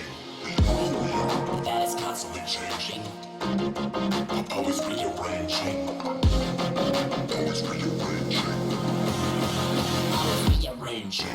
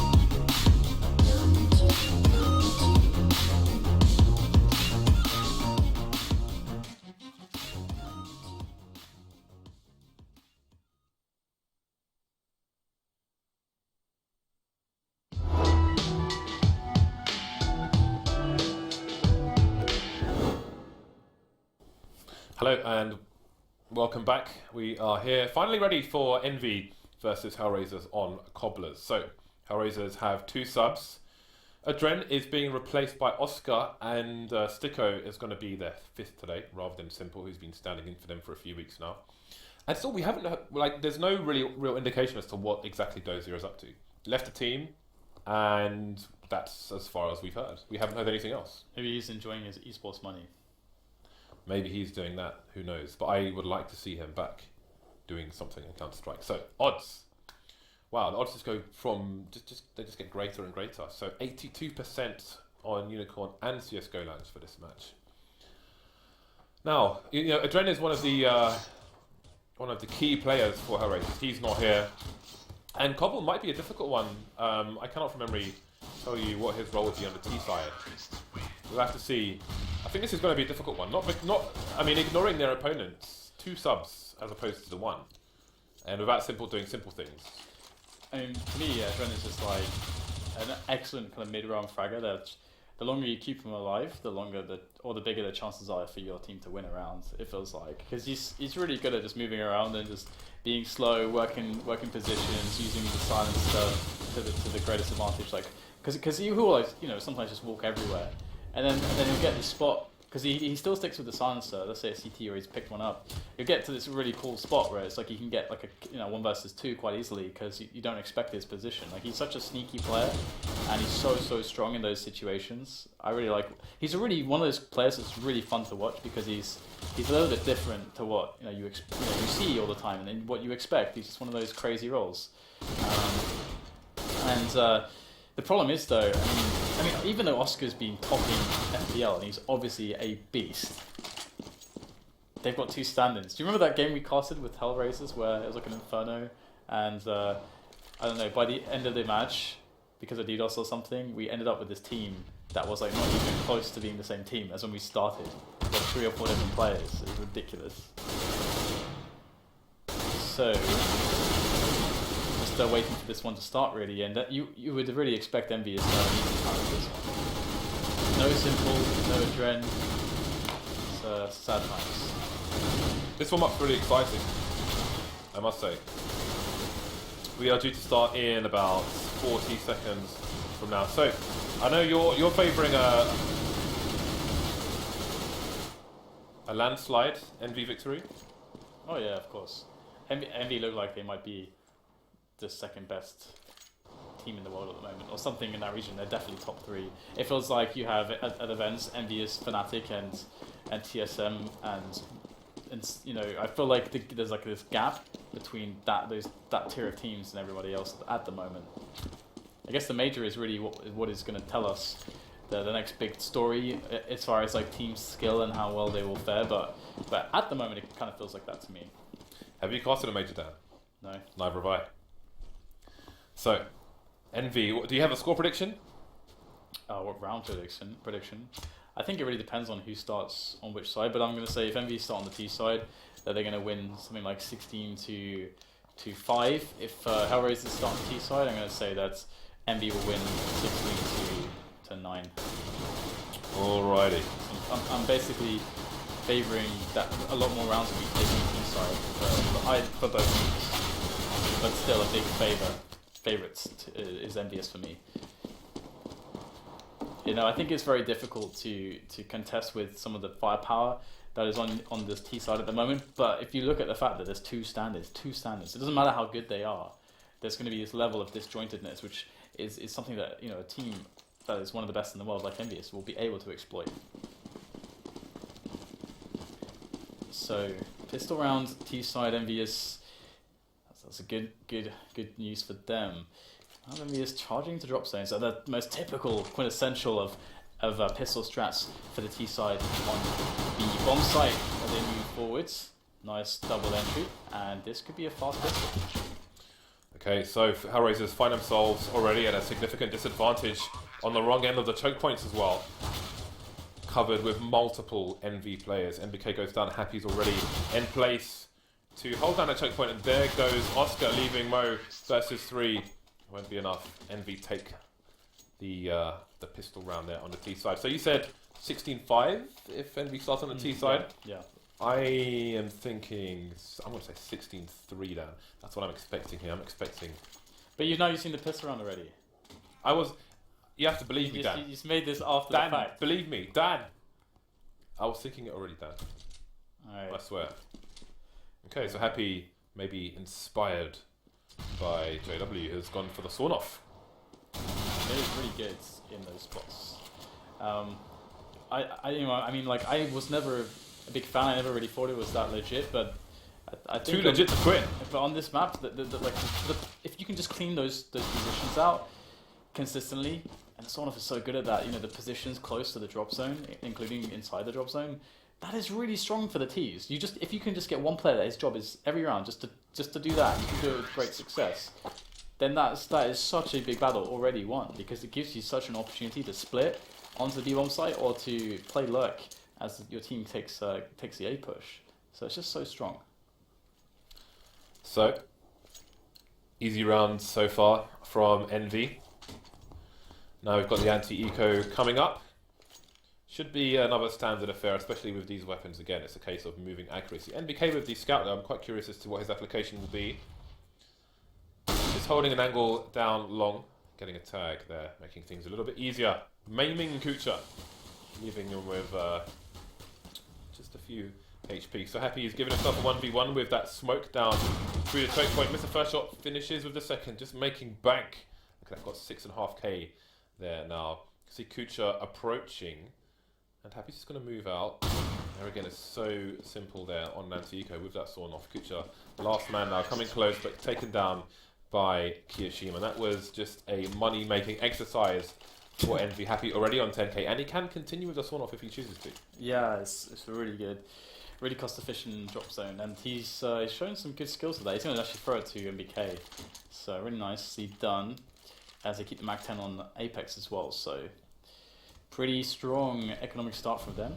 Mo on the AWP, and Envy is just going for a B plat challenge straight away and seeing what they can get with this. Good smokes to cover their approach, as is the counter grenades. They're pretty decent from the CTs as well to slow the T's down, but Mo gets the first frag onto Kiyoshima, but MBK is going to open up the drop zone with that sword off. It's on Mo to try to stop this, and he will hold them down in that choke point. Nice flicks there from Mo, taking 3 players down, I believe, and that's going to be a great defense. Had he not been able to stop those, I think the first couple of shots, then Envious maybe get onto the bomb site. Maybe they overrun him then.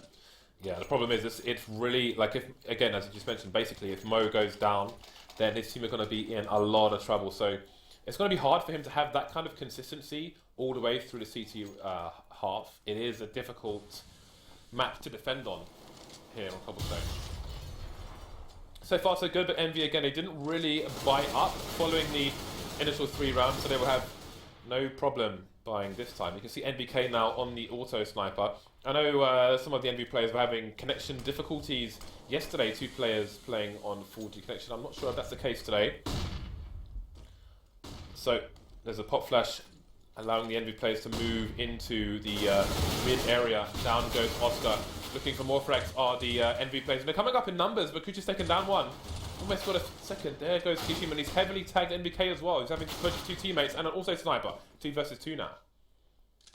This is kind of weird. We got a lot of time in this round, 50 seconds, and the bomb is down at the top of the mid slope, the CT ramp. And the positions here for Stiko and Mo are decent, but Happy has an even better position here. Will he actually be able to find the kill onto Stoko? Stoko is actually on the angle. Yes, it's Stoko with that first frag. Or Stiko even. In comes MBK though. Can he save this one? 30 seconds. Looking for a peek, but nobody is going to peek from the CT side. Just fully disciplined play from them. And MBK is going to start to get a little bit impatient. He knows he's got to get the bomb and plant it, or just back away with this this weapon. What is he going to go for? The first frag does find it actually, and he does not have time to do anything, and Stiko will take him down. Really awkward situation losing the bomb there. 3-2 the score. Hellraiser's jumping back in this straight away, and Mo is so far doing well with the AWP, but he went to B straight away in that last round. I wonder, if he's going to mix it up and smooth all over the map, because you can do a lot more on the A side of the map. Also Sniper on the T side of Cobblestone. Very curious selection, which I think has very limited application, even on a side such as Envy. I do like it for clearing out plat actually. You got some nice wall bangs you can do at least with that, with the smoke too. Is that it though? I think there's other opportunities to use it pretty well as well. Either way, we have a push from both sides of the map, A and B. It looks like MBK is going to open up. Kucha goes down, but we get a return from Oscar. So he's got himself up in that A side. Can he be effective? We know he's very skilled, and that is Kenny S down as well. So really good around here from Hellraisers, deflecting all the aggressions. Well, it seems the way things are going, that's at least my score prediction. Maybe in the toilet sooner rather than later. Yeah. 4 versus 2 for Hellraisers at the moment, and the remaining 2 Envy players currently going for an A split approach. I think we might have a sneak through the smoke, but Oscar's still holding that line between both places. He's trying to bait out any shots from any Envy players. I think he's just spotted Happy now. Comes in for the kill. The kill he will indeed find. Even Kishima, last man now with the bomb. Position known. Misses the shot though. Kishima with 2. He's got time to plant the bomb, and then he's got to try and clutch. Going for the fake. That's just going to give Hellraisers time to close in on the site even more. Here's the running though, and there's the peak. Will reposition or try to fake it, and he will come back out and find himself at the mercy of Mo. So really cool for him to get the plant there. I was surprised that Oscar missed that shot. Oscar is very good. He is really legit. So a defuse from Hellraisers. That's 3 rounds for them.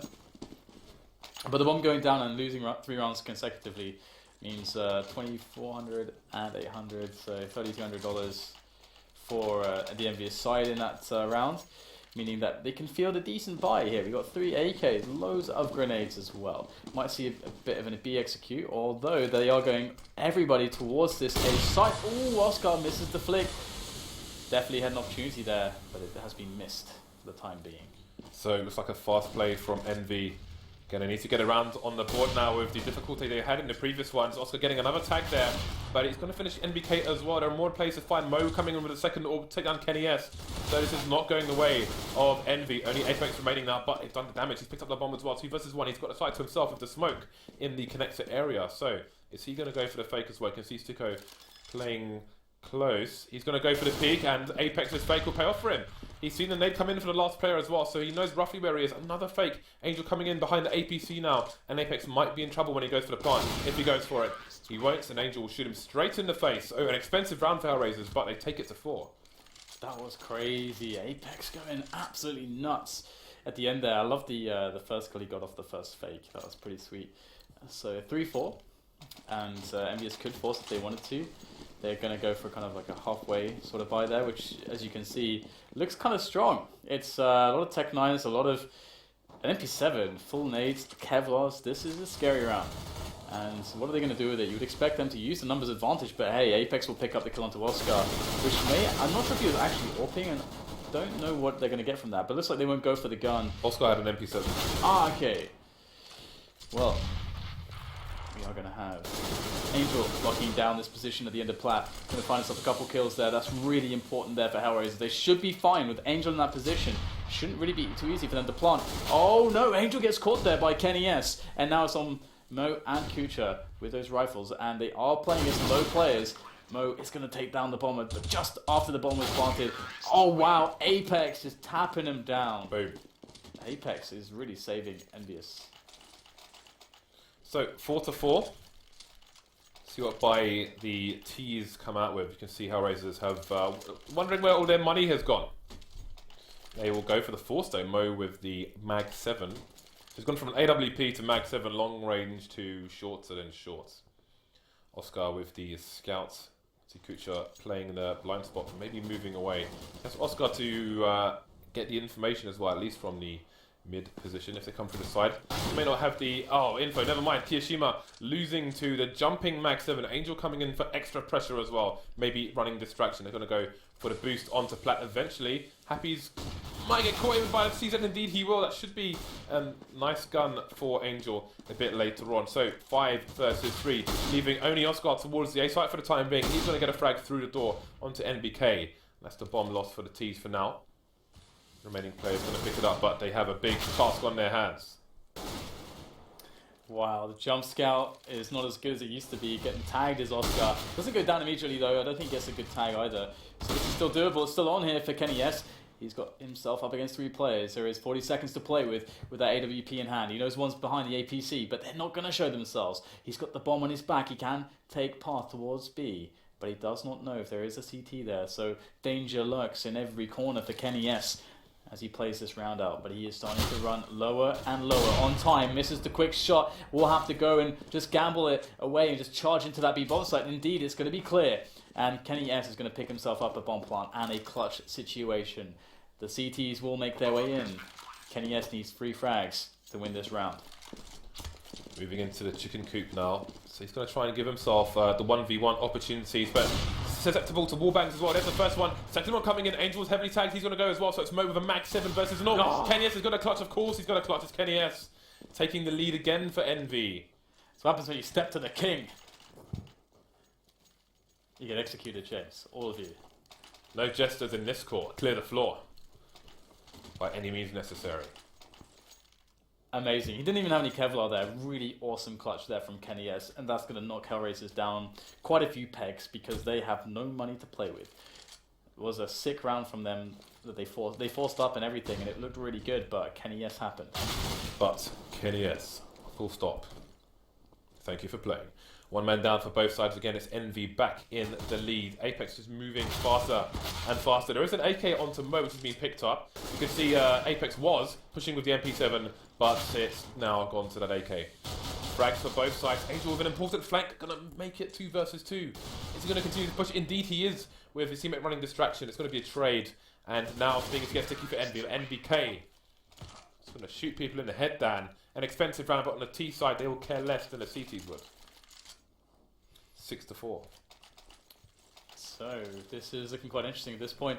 Mo will pick up the AWP for his side. He's largely been playing B with it though, and like I said, you can get a lot more mileage from an AWP on the A side, but that's not going to happen for Hellraisers in this situation. They will play a rifle setups there. And, we've got Styko there by drop zone, and Mo behind his usual position, which is behind that statue on the bomb side itself. And we get a fast split here, and Kiyoshima with the scoot and shoot will take down Mo straight away, and we already know that Mo is pivotal in the defense of that B bomb site. Kucha's going to have to do something awesome to bring himself back into this bomb site. I think he's waiting for Oscar as well to try to get himself into a position. Oscar's taking it slow, and the bomb is only just being planted now, so they do have a lot of time. In fact, no, sorry, the bomb isn't even being planted at the moment. It's actually still en route to the site. Kiyoshima will take down Kucha though, and Oscar reveals his position and gets the bomb drop. Big play from Oscar. Smoke. He can actually win this round from this position. And Smoke is going to cover. Oh, excellent find there from Oscar through the smoke. Almost gets the second. Kiyoshima will lock down the round with an excellent quad kill. And that's 7-4. It is clutch after clutch, James, which keeps Envious in this match. Kiyoshima casually walking into the peak with an AWP and winning the duel as well. Envy things. 3-round lead now for Envy on the first half on the T side. And look at this buy from Hellraisers. Mag 7, Auto Shotty, double FAMAS, and a Scout. The force buy is real. Will it be fruitful? Kucha and Angel lacking helmets, and Happy is on a Mag 7, worth noting. Oscar close with it. Oh, could be good. There's two. Finds the third one and the bomb. That is a bounty indeed. Kucha coming in, should get a flank on NBK. Surely he hears the sound. Indeed, this is a crushing round. Excellent force by one double auto. Gonna change everything. Yeah, Happy's not long for this world. 12 HP, dead. What a sick play from Oscar there. That is why he is top of the FPL right now. Face it Pro League. Triple auto shotty and the bomb. Thank you for the orb. Goodbye. So Hellraiser start the climb once more to the top of the cobblestone tower. Envy, though, have a very fearsome force buy coming the way of Hellraisers. Moving towards the A site with those close distances, going to be pushing through the smoke. Can Hellraisers keep their distance? First frag going the way of Kucha, coming back for a second one. But not going to be traded actually. Oscar holding the angle and stopping Apex from killing Kucha as well. Very good play here by the sub here for Hellraisers. Kucha's going in again. Oh, he's passed his teammate for the opponent with the pop flash. But Hellraisers will win the round, only losing that one player.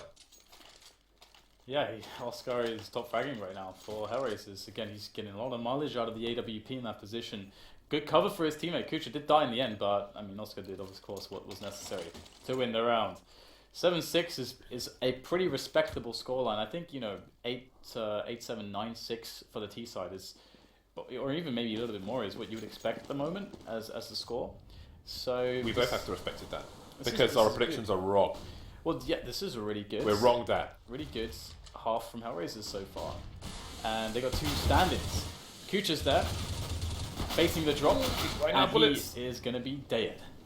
Yeah, so I think it's Happy who plays that on the CT side for Envy, if I'm not mistaken, but he plays a more passive angle rather than a direct engage.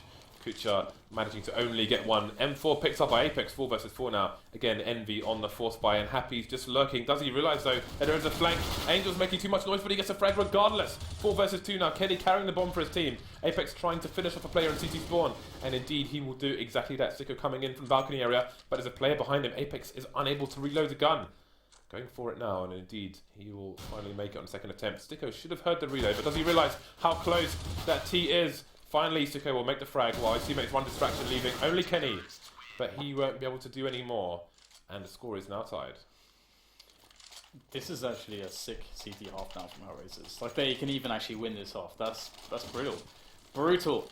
You would expect them as the kind of like a mixed team as well to struggle more on the CT side, or at least I would personally. I think that's more difficult to kind of coordinate yourselves. But hey, they're doing a really good job at the moment. Maybe they will struggle a little bit more on the T side. It remains to be seen. Envious will make a fast push here with this last round straight into the B-bomb site, straight through the smoke. Apex is going to decapitate Angel straight up. Yes, and Co trying to find Styko right at the back there in that chicken hut, and so far Styko is still taking lives, but it's Kiyoshima to shut him down finally. Also comes in, misses the close range shot, and that will be Envious winning the first half. But what a half it was. What a half it was for Hellraisers. Definitely quite unexpected, I think, from more or less all sides. It is all to play for, Dan, meaning that it's all to play for. Dan. Yeah, I have no idea how this is going to go in this next half. I'm looking forward to seeing what Hellraisers are going to do on their T side. I mean, you can't easily play. Well, they can't really run any strats. Like, I mean, they can run like basic defaults. I mean, everyone kind of understands how the defaults work, but they're going to have to rely really heavy on pick-based play. And I recall yesterday Envy is playing double orb auto sniper as their like bread and butter Mirage CT setup. So if Hellraisers run into something similar, they're going to have a hard time. I'm sure they were discussing that, and then they were like, but why not? There we go. It's the end of my impressions. So we have 4 Kevlars here for the NV side. NBK having a Molotov and a flashbang. And he's going to be headed over towards the drop zone, in fact. 2 towards B, and they're playing 2 towards A, going for the information. You had somebody, I think it was Apex, who was looking towards mid, but they've quickly moved away from A now, and they're starting to stack the B side. But look at Hellraisers, they're just playing it passive. They've got 4 people towards mid at the moment.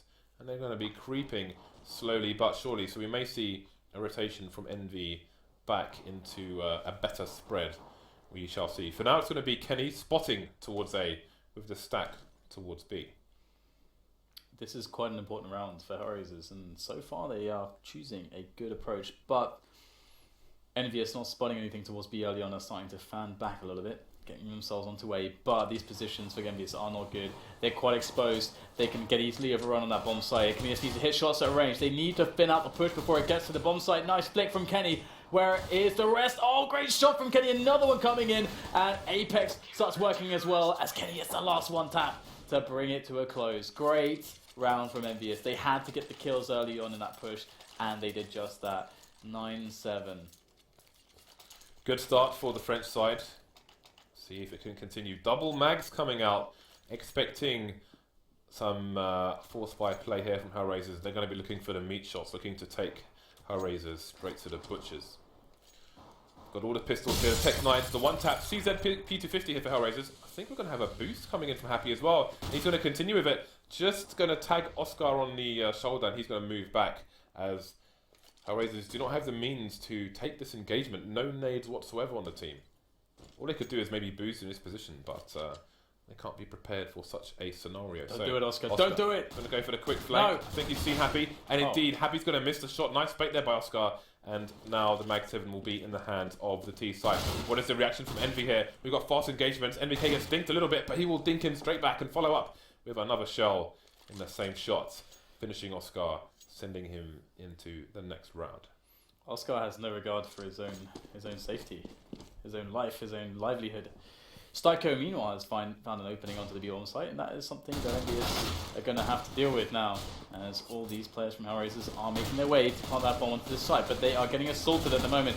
Apex is still alive with the M4, but he's getting tagged. He does get the frag he needs to, though. That's the bomb down. So key seconds being won here for Envious. Apex gets himself Styko down as well. All on Kucha comes in with the drop, and NBK Blat slaps him down. 10-7, Envious will hold on, but it really sucks that Hellraisers didn't get the plant there. If they'd got the plant, they could do a force buy here, and they could really just so pressure this economy of Envious, because it's really off balance at the moment. They could just push it over with a Tech 9 grenade buy, but they just can't really afford to do it.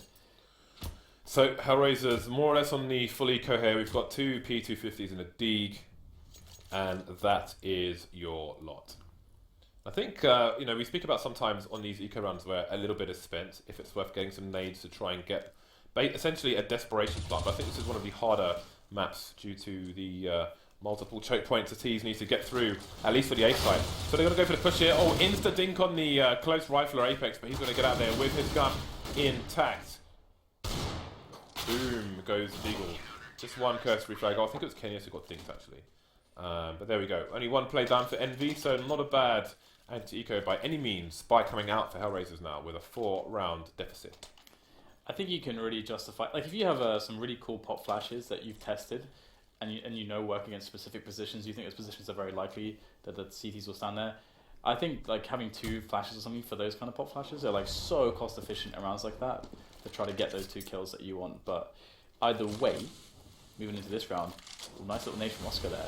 But it doesn't do that much damage, unfortunately. He's ahead of the game right now. He spotted this once. Of course, it was Oscar Happy before, and so he's aware again. Happy's doing the same thing, and Oscar's too smart to fall for it. Fool me once.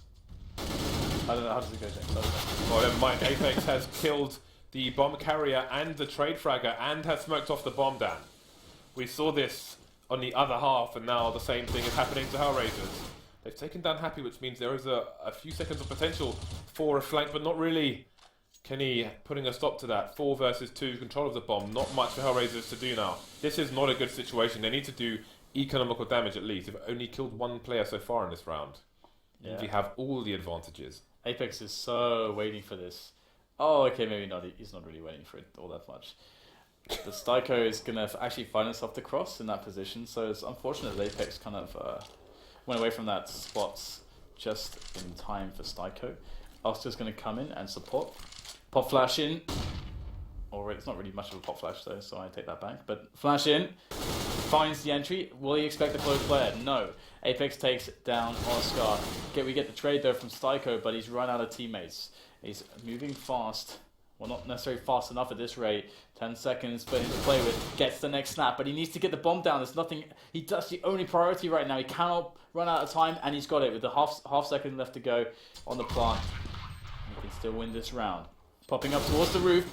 Tag down to 17 now. Styko is low and desperate for a way out of this situation. Kiyoshima is bearing down on his position, turns the corner and finishes off Styko. Envious will win the round with the defuse and go 12-7. They did sustain a lot of losses here, losing 4 players, but they are more than ready to handle that situation. That was so close for Hellraisers. I mean, that was an impossible situation. The bomb being repeatedly smoked off after losing 2 players very early on, but almost took it, but didn't. AWP coming out for Kenny S in this round.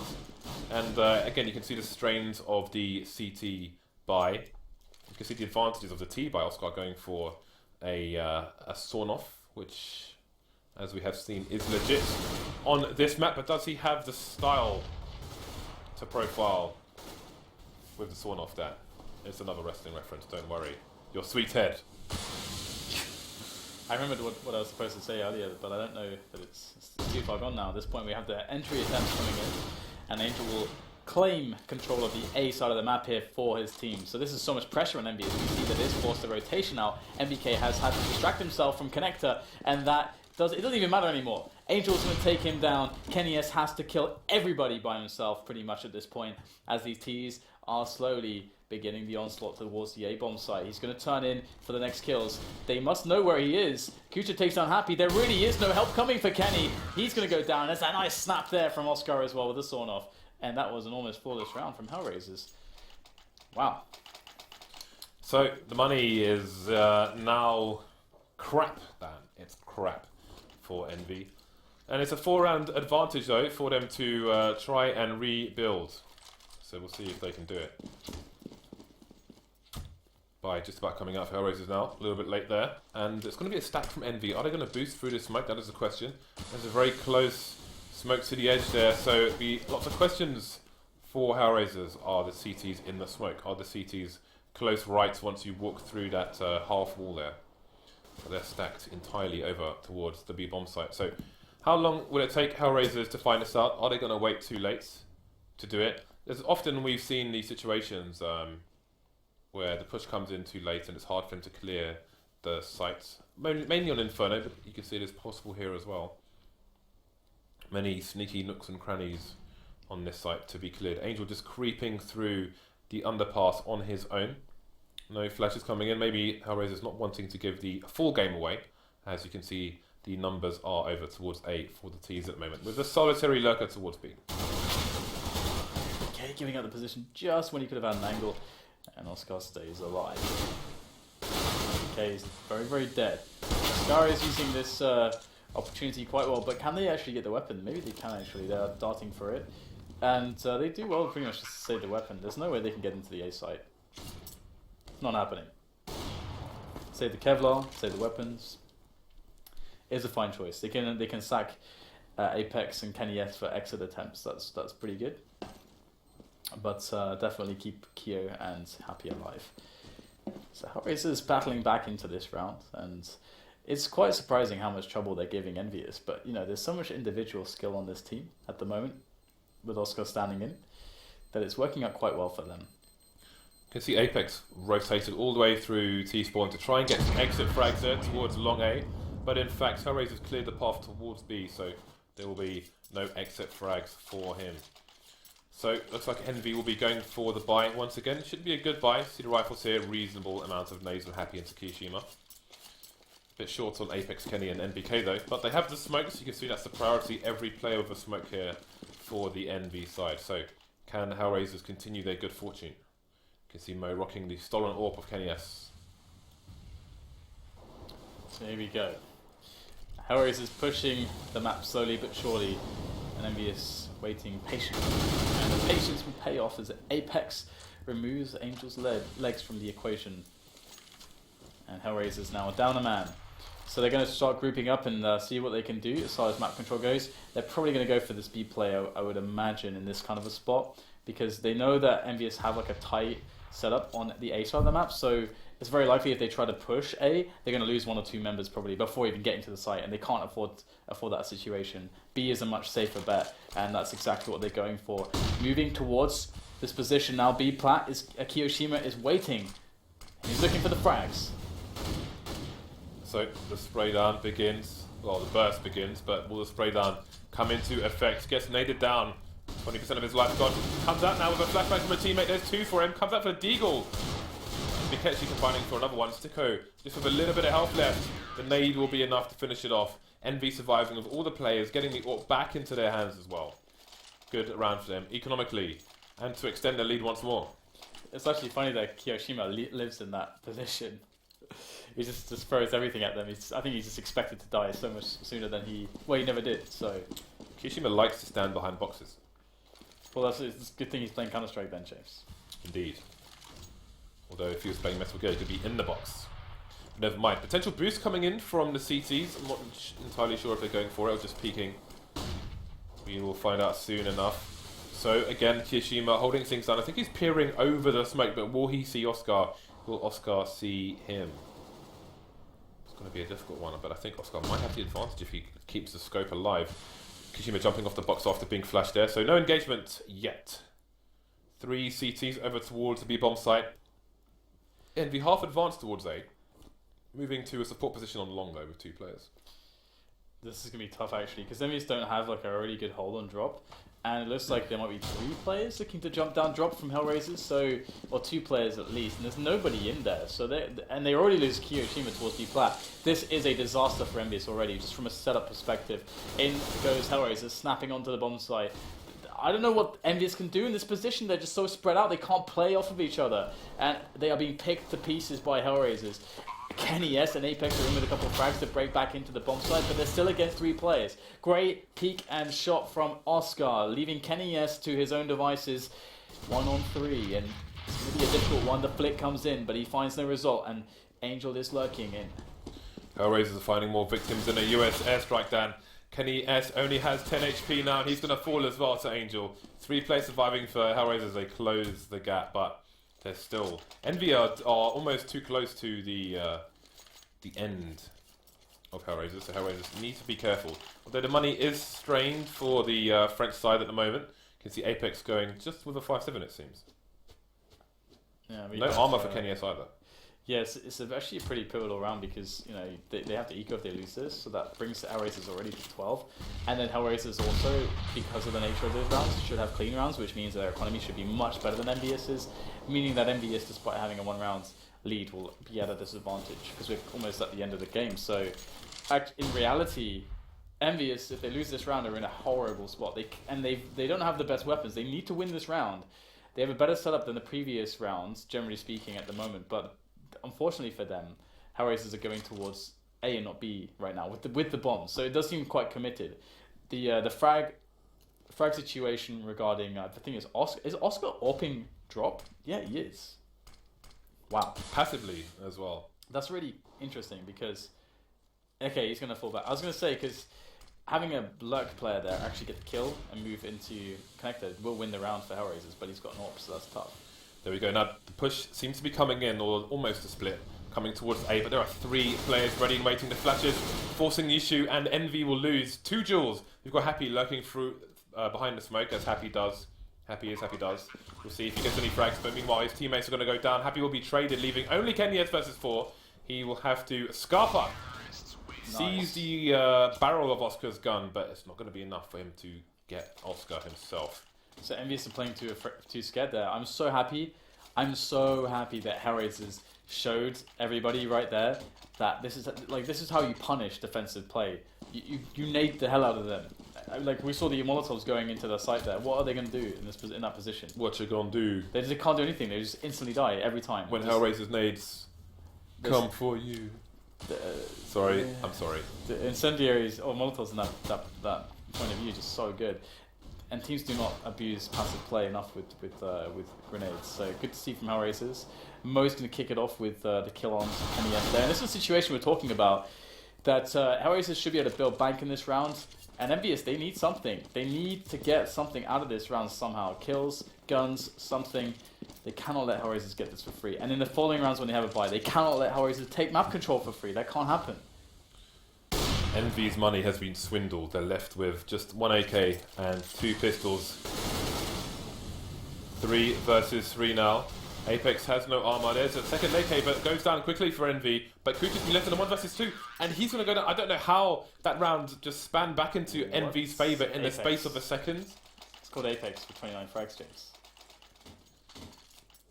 I cannot compute what just happened. I don't know. Blink of an eye, Dan. Envy take the round. 14-11. We can see limitations on both sides now. NBK with the Mag 7, maybe it's a choice, but Kucha just with a Tech 9. Oscar with the AWP over Mo. That's really sick. I already expected Hellraisers to win that round. I think, statistically, they should have done from the advantages that Hellraisers start the round with. But 3 players here towards A. That's actually an awesome gamble from Envious, because this can just win the game for them, potentially. And Kenny S will take the shot, even if he misses. It doesn't matter. It's the whole bait factor. They expect the game positioning when he misses, but surprise! There's 2 players, the second one of which has not even revealed himself at this point. This is deadly here from Envious, and they have sparked a series of situations here from Hellraisers. The Hellraisers have to move after that, losing 2 players. Angel goes for it, gets caught in the open by Apex. Apex with 3 kills in this round as well. I think that puts him to 32 frags. And Styko is left with Oscar, or now Styko is left alone. What can he do against the remainder of Envious? Nothing. Absolutely nothing. Wow. That was such a good gamble, but it didn't even matter. Like, Kedius missed the shot, which, I mean, as we explained, is okay because it's kind of a bait situation. But he misses the shot, and the other guy is not even necessary. All that's necessary is Apex. Apex is having a hell of a game. He was also keeping them in it on the T side, like really helping them out there as well. Well, let's see if Envy can take it over the line here. That's a very good start. Kenyas getting the frag onto Angel, pushing through the smoke. He's got more players to contend with. Gets dinked, doesn't manage to connect the second shot. He's got a teammate coming in for support, but he's going to block him through the door as he's trying to escape, run for his life. Lots of counter flashes coming in from the counter terrorist. The push continues here from Hellraisers.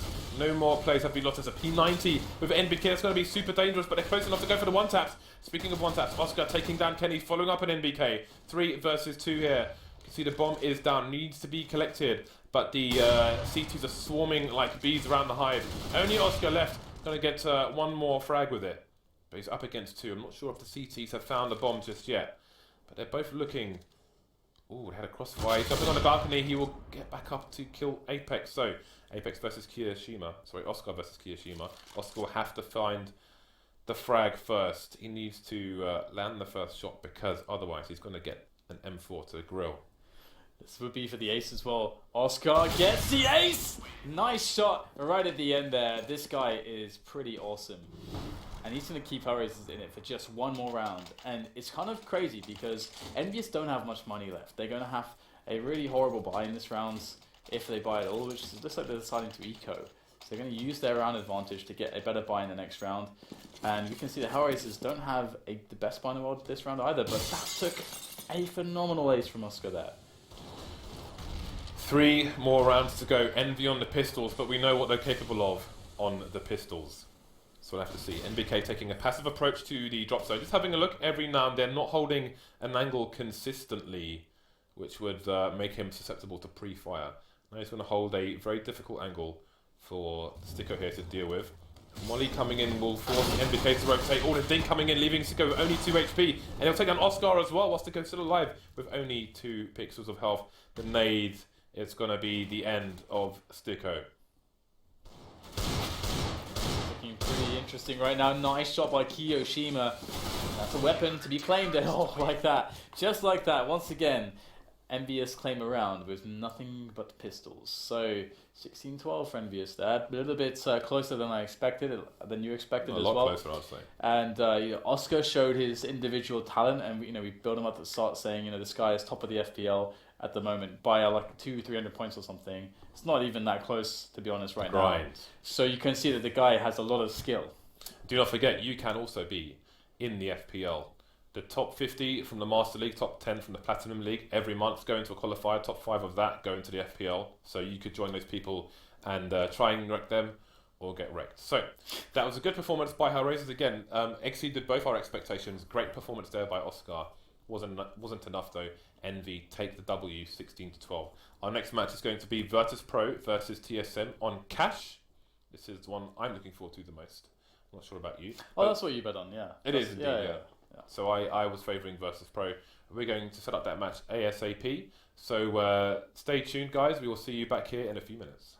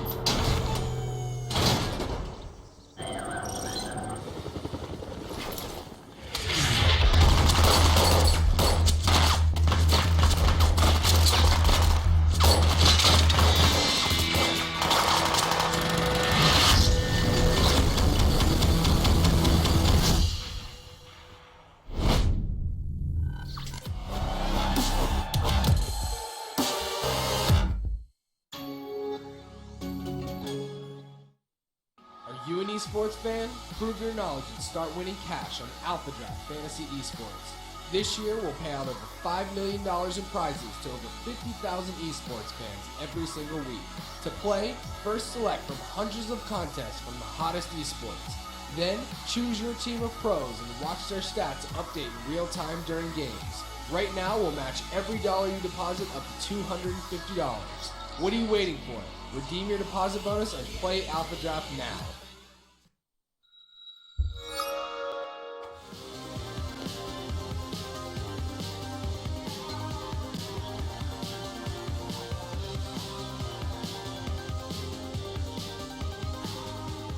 Going down B would have been a bit suicidal. The flanks coming in from Titan. They have a read on the situation already, but they've got to push through smokes if they want to defend this site.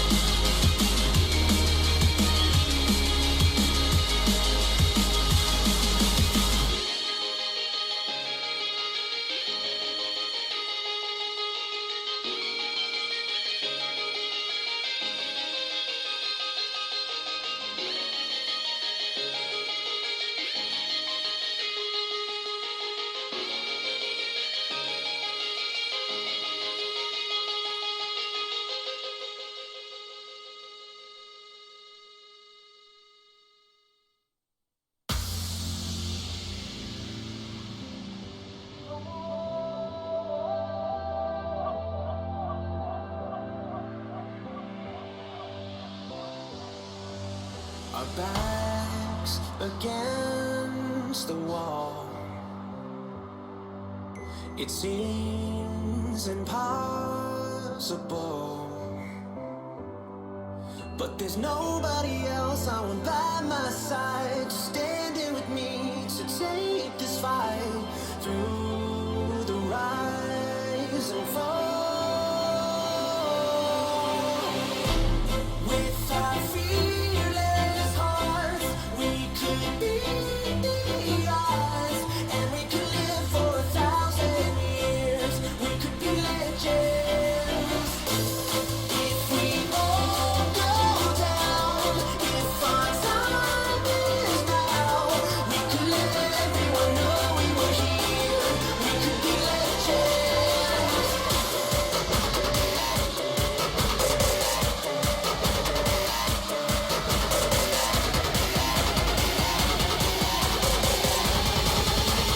We can live forever.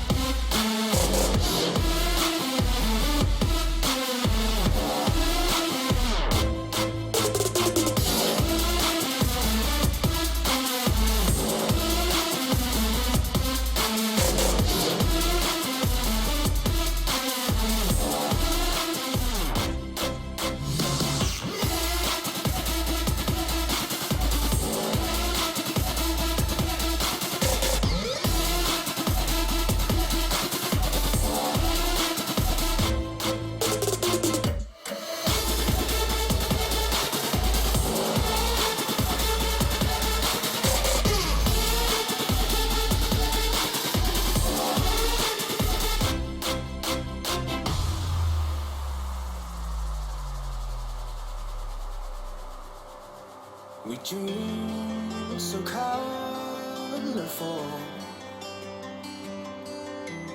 Oh, we love so strong. The world is relentless, the city won't sleep. It hardens your soul, brings you to your knees. But we can face it all. With our fearless hearts, we could be the odds, and we could live for 1,000 years. We could be legends. If we all go down, if our time is now, we could let everyone know we were here. We could be legends.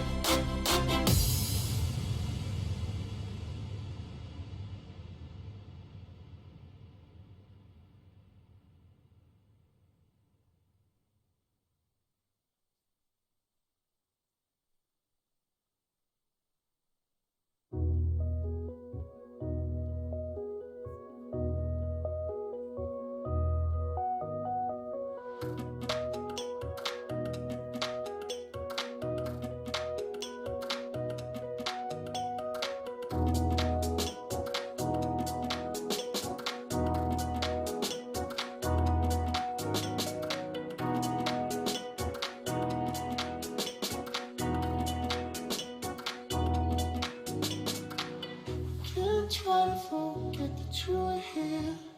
Some part of me wants to disappear with you. My soul and all that I could afford. So we gotta fall into what you explored.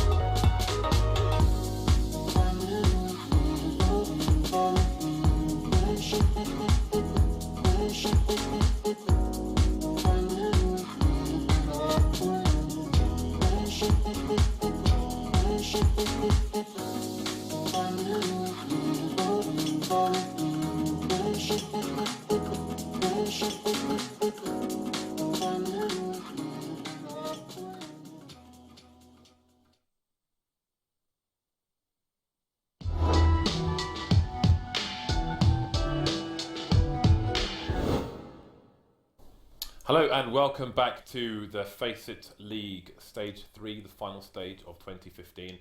You are joined by Dan and James. So we're into match 4, or we are shortly to be. Virtus Pro versus TSM. Let's have a look at the odds. Ooh, finally we're getting closer to the middle here, but they're favouring TSM this time. You know, Virtus Pro already coming through with a win over Fnatic today. Coming in strong. What are Virtus Pro going to do with Neo now on the CT side? Will he stay beat? That is a good question, actually. I think he could play anywhere with Dior, basically. If they play multiple people mid, he can play mid. Fallen, for example, will play mid with Dior for Luminosity. He could go towards A, as Scoodoodle would for Cloud9, or go towards B, as he used to, as the secondary AWPer for Virtus Pro. Or maybe he'll just decide where to go based on spawns or whatever, although the spawns are fairly similar, to be honest, for Cash compared to other maps, like Mirage, for example. But he could just rotate the AWP everywhere, which would be quite interesting, actually. I don't know. Yeah, maybe it could just be a T-side change as well. That's always possible as well. Yeah. Depends, I guess. I guess we'll see. They might just be trying something out as well. I mean, when it comes to like online stuff, you definitely would see more experimentation as as teams want to try to find what really works well. Or maybe this has worked well for a while, and then. Well, it looks like TSM will be starting on the CT side, so we'll have to wait to find out about that. We've got a two-man push quickly from the TSM side into A main, but they will exit. They will see the bomb, and that will be the rotation coming in, including the flank from B. But who is going to get the advantage first? It's going to be TSM with a man advantage, but they have lost the site. Going to be playing for the retake, as we commonly see. It's going to be a good retake as well, it should be. 4 versus 2 now, but the two remaining players Virtus Pro have all their health for now. The number's sitting now near with 2 frags onto Device and Cajun B, finally traded by Dupree, leaving Barley alone at the back of the site. But he can use that structure to try and get himself a 1v1. He's got a P250 as well, so he can get some Kevlar damage in against Dupree. Carrigan going down now, 1 versus 1. Just got to find a bullet, but he doesn't have many left for the P250. Oh, he's not going to have the angle. I'm surprised he didn't turn there. It looked kind of weird to me, like, as if maybe his mouse got caught or something, because he just didn't turn at all. That looked a bit weird. But anyway, Virtus Pro will be the round down. In other news, we are going to have our next Face It Nades video on Cash. Look out for it soon. And of course, we have GoTV bugs. There are so many bugs. I really hope that Valve patch them one day. Because I feel like it's been over a year now that we've had all these kind of bugs. Well, whenever there is an update, it can potentially break stuff. So, well, they are going to be going for a deagle, or just a deagle on Taz. Pretty much it. To be honest, a couple PT50s in the mix. I would have liked to have seen them go for a force by execute with getting the bomb down. I don't think you ever want TSM to really get their money going, but just have to wait and see whether or not Virtus Pro can get some damage in. They've not been successful so far, but Taz is still alive. I think he's repositioning maybe soon with that deagle. No, he's still just looking over the boost. What is this? This looks absurd. Oh, this is what the Duck James. Okay, well that... How can we commentate this? I don't know, Dan. I think there's an alternative GoTV we can maybe connect to in the hope that it fixes this, because this is ridiculous. This is ridiculous. It's just one player who's invisible, it's fine. One player only appeared when he died. Device has a broken arm. Is he like the Predator or something? It seems. Maybe he's just the Predator. He's gone Predator mode, James. Device is playing Quake right now, with the guns not showing. So an improvement then. Oh, look at you, Mr. Quake guy. 2-0 for TSM by coming out for Virtus Pro, having had the plant. So we have a nicely timed Molotov, but doesn't get there fast enough. Taz makes it through. I don't think the Molotov actually detonated properly, as can commonly be the case. He's got a boost coming in from the vent. I'm not sure if it's going to be spotted though. Pasha will get a warning with his teammate Neo going down. Taz has been lost as well, and the bomb, I think, is stuck on the... Oh, no, it's fallen off the boost spot. Lucky for the T's, but there's only 2 of them left anyway. Snack taking down a player on short, traded by Zipnex. 2 players on short. Bayali now versus 4, who needs to retrieve the bomb from mid as well, and he will be completely exposed when he goes for that. Dinks through the white box. Not going to make things any easier. Kills one of the flanks coming in, but there's a second one coming behind him from A, but that's his lot, and 3 will survive for TSM.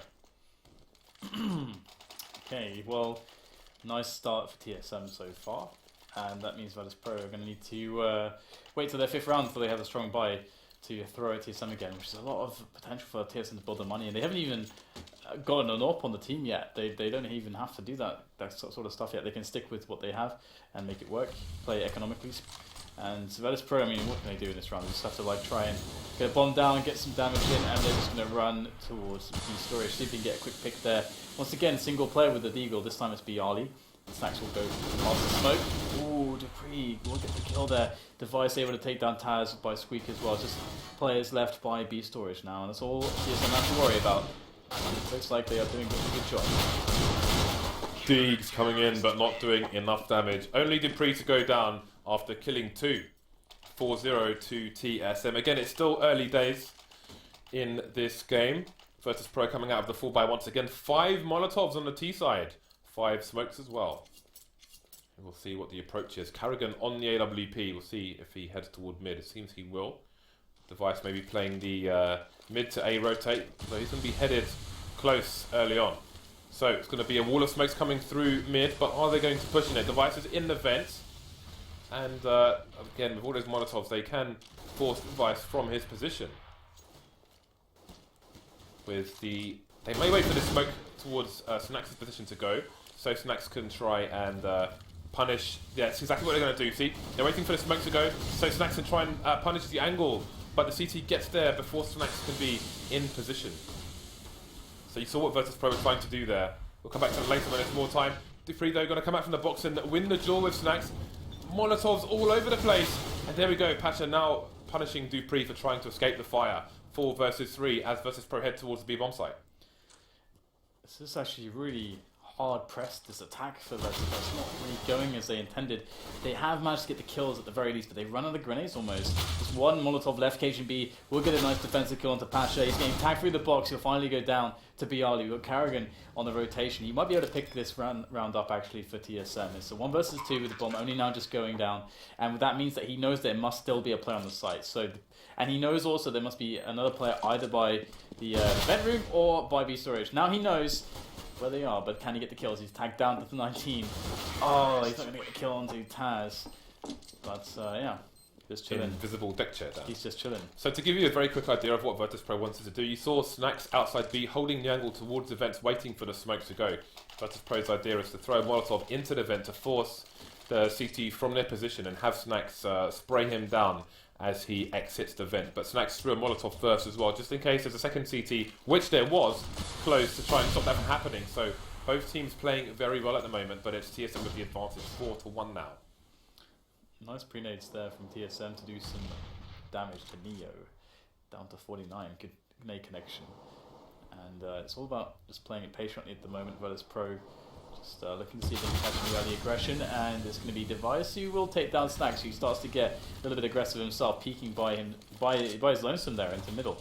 And that's not boding well, it would seem, as Device takes down Pasture as well. Way too disjointed this push from Virtus Pro. They are getting picked off with no response, no reply, no revenge frags from Virtus Pro. Now Zipnix is in position, Device picking up an extra kill. It is now just 2 players left, and they can't even get into middle, they can't get anywhere at this point in time. And you got to respect TSM's ability to play mid with a couple players, because that's what they've been doing very well. I don't think you can easily just throw 1 player at a time there, as Virtus Pro did this round. So I think Virtus Pro just a bit of a misexecution here on how they're supposed to coordinate, and that was very much their downfall. Well played by TSM, they'll pick up a clean round. Very important at this stage, because it is now this round which should be even cleaner, hopefully. But that said, Virtus Pro going for a full buy with all the Molotovs, and that means the execute is going to be coming, I'm fairly sure. Yeah, TSM's money still needs to be secured here, so they want to survive this round with people on their feet rather than face down on the canvas. Counter flashes coming in to ruin the timing of Virtus Pro. You can throw a Molotov after breaking the glass to stop the angles being held, but the smokes, well, there's a Molotov, but I don't know if it landed properly. But it's done the job actually. We've got players on the site now, but Dupree's in the headshot position. He's going to get traded, so we should see a plant here. If they can take out this vent area, indeed they can. 2 versus 1 now. Zipnik's evening it up. Bialy's on the site. He's got the time to go for the plant there. Changing position to avoid the Molotov, and worst case scenario has been achieved. And they've done so much damage again. TSM needed to survive. They've only got 1 left in Zipnix. He's got the health advantage here, and that will be enough to take the round for his team. The funny thing there is that in throwing the Molotov, which largely wouldn't do anything, he actually died while throwing it. So, interesting spot. Sometimes you feel like I've got all these grenades, I need to use them, and sometimes it's much better not to try to use everything in a spot like that. But 6-1, so TSM will survive, but they will have to spend everything in this next round. So, as James pointed out, they did not get the clean round they needed to build bank. So Virtus Pro have done some good damage, but it should be pretty easy for TSM to have a clean round here. You would expect. So fast pushes from Virtus Pro in the mid area, but they're not going in their favour. It is an eco round from them. Only Snacks and Bialy remain, and that signals the end of the round with the bomb going down in mid. Bialy will out of position. How much damage can he do? Device surviving with 3 HP. It's going to be a fast round. Virtus Pro will need a better cushion than just a solitary round going into the second half. Still many rounds to play for, but they need to come out on top. Good points about that grenade as well. On a casual level for the viewers at home, there's lots of bad habits of just throwing grenades because you have them and getting shot in the face. So try to avoid doing such things. Fast boost coming out from Virtus Pro. Only with 1 player going up. They have the smoke going towards Z Connector now, but it's already lost the player. Carrigan pushing A main, taking down 2 and I think they've lost the bomb again. 6-star from Carrigan there, here for TSM. Paz does get a response though, as Carrigan tries to repeat. Sifnix will go down. And we got Snags in with Pasha, taking mid away from TSM. So despite a terrible start, they have something to show for it. Pasha picks up another kill. Carrigan out of the picture, no more off. Device needs to stop this. He needs to get a kill. He has no support. He's got to get a frag. He'll get Pasha down straight away. But the bomb is making its way through Squeaky. And now Device can rest a little bit easier. Dupree's there to help him out. But it's actually Snags who finds a nice angle to punish Device. And oh, Dupree annihilates Snags there. 1-on-1 found.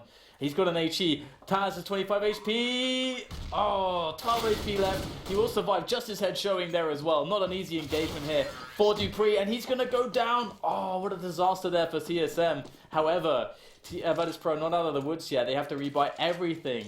And TSM can reset them. It's amazing that Virtus Pro won that round after that push from Carrigan and A main. And if you look at the default on the T side for flip side, they have 2 players in A main. They normally have one that holding the angle from the entrance with an AWP and somebody playing close box, waiting for those. Although it never seems to come against flip side, but Virtus Pro may benefit from such a setup. But they're going to go for a fast aggression in mid again with numerous people. This time they're going to get the first pick. Carrigan going down.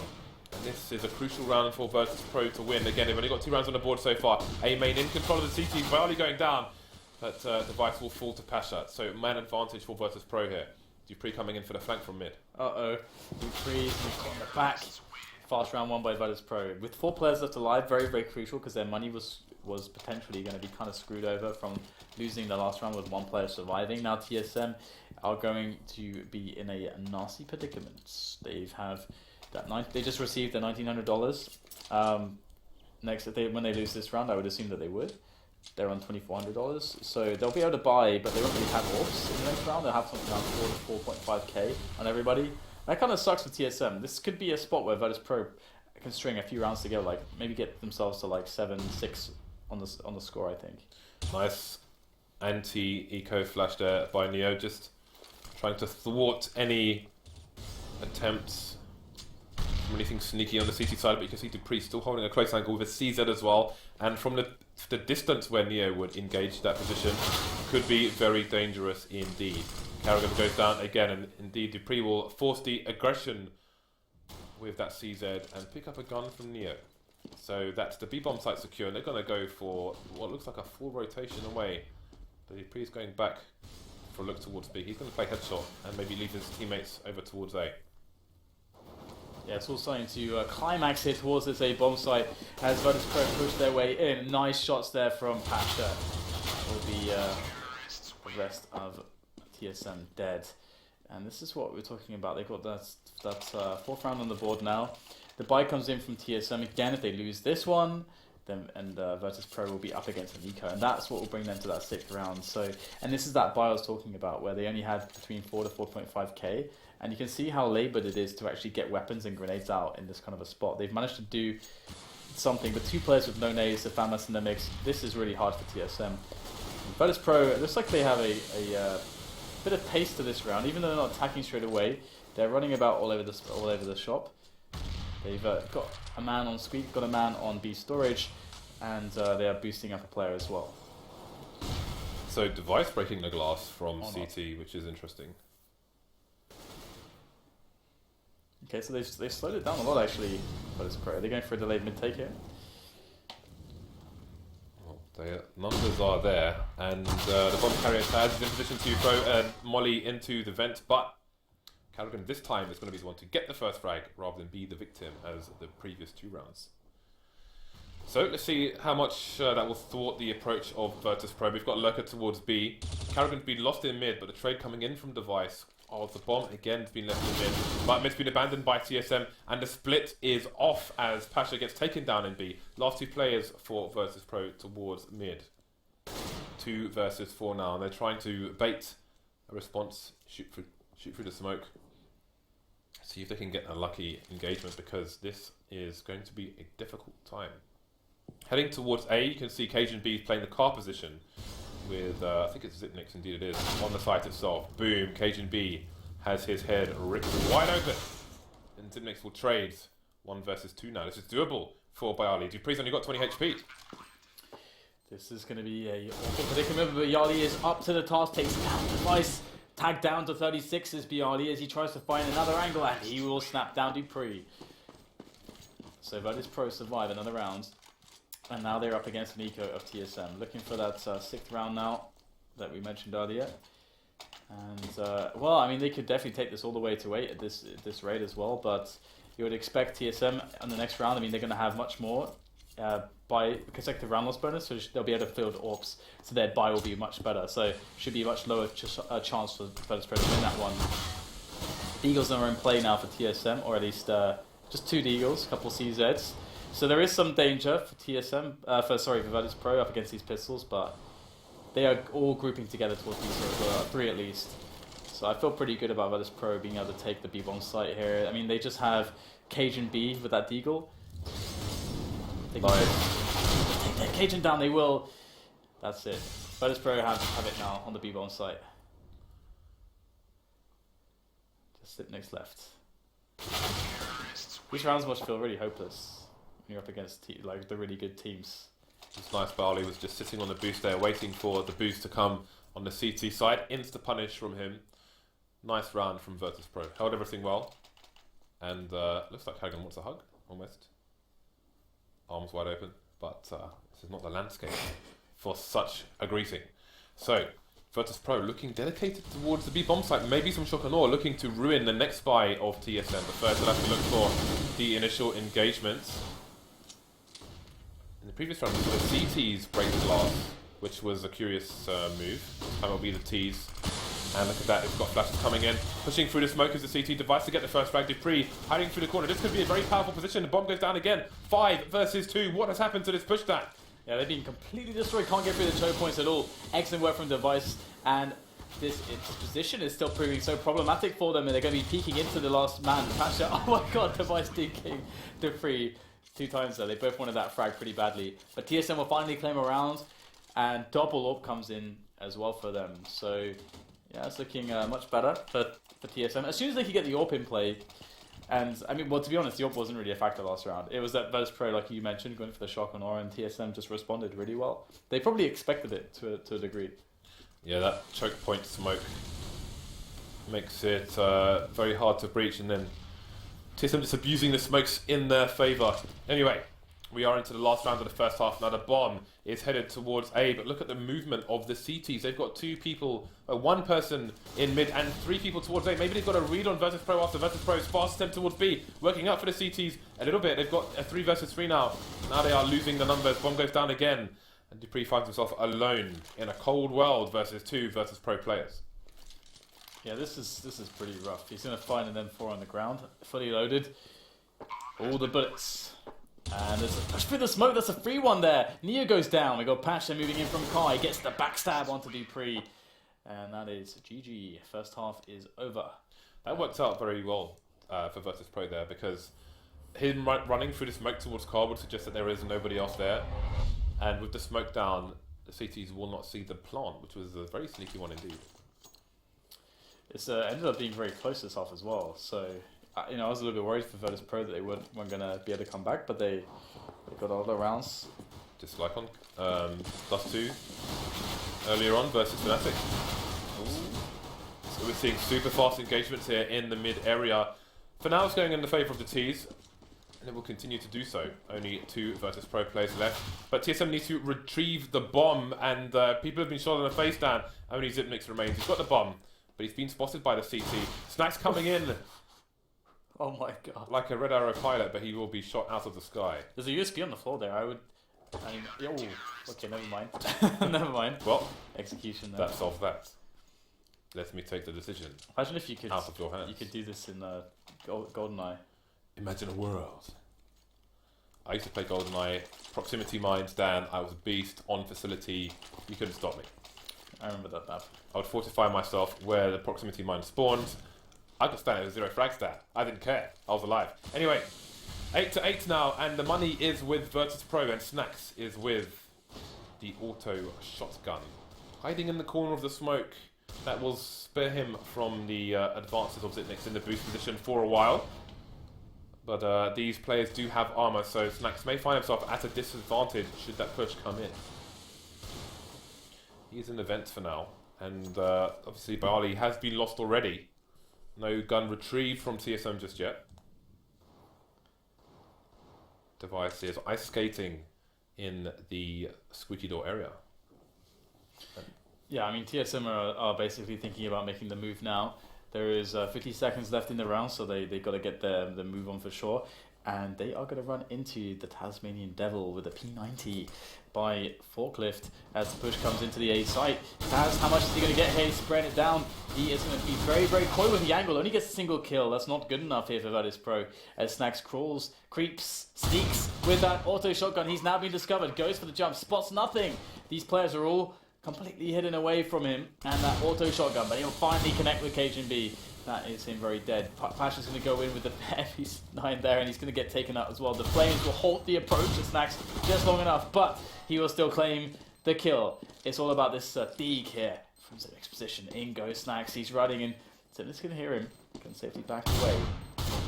And can Zipnik hold him off? Yes, he can. He gets the kill as well. So nicely played by Zipnik to win the round 9-8, and it's going to be a very interesting half. We're going to have a poor CT economy to start things off with. Very well done from TSM to win that round.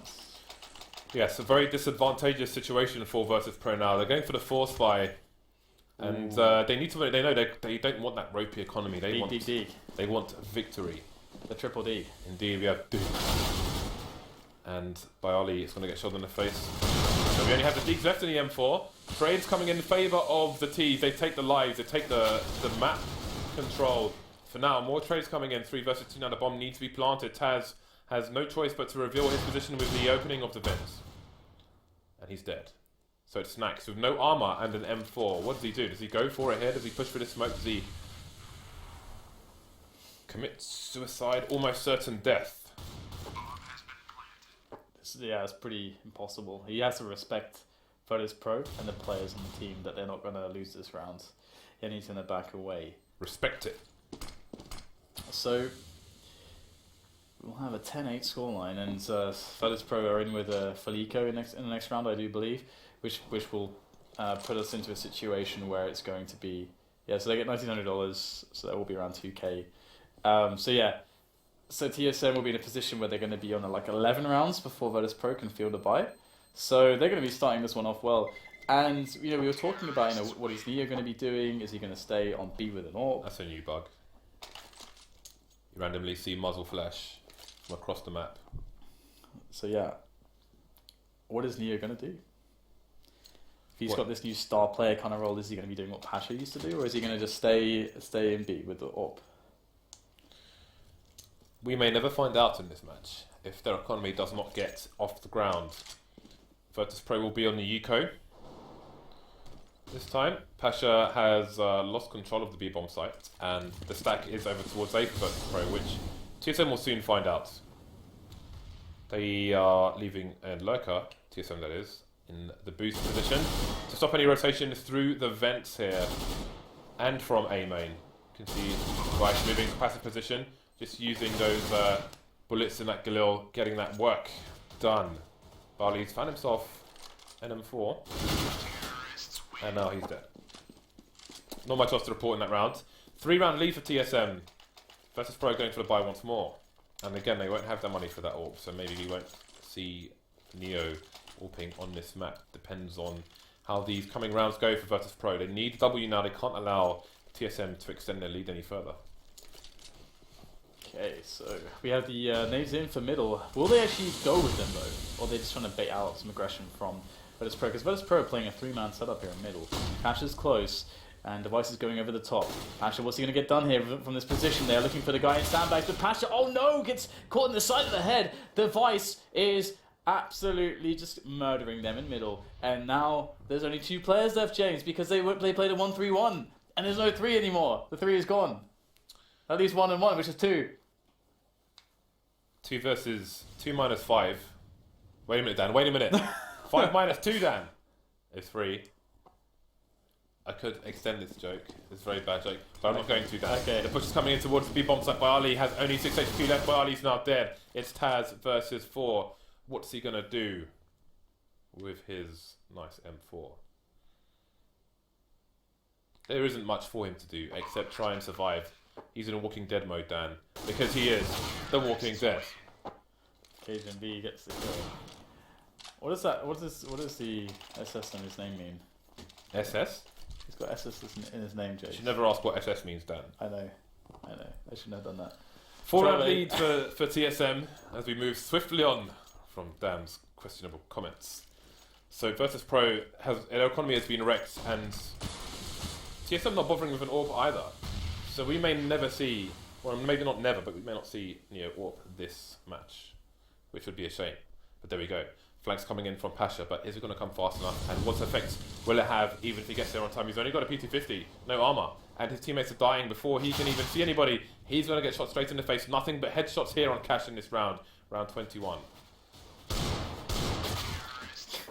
All headshots delivered to the Ominous players of Virtus Pro. Someone should tell KGB to probably remove that or change it, I think. But anyway, this is looking like TSM are kind of just rolling out the big guns here to close this match out. That's how it feels at this point. Looks very dominant.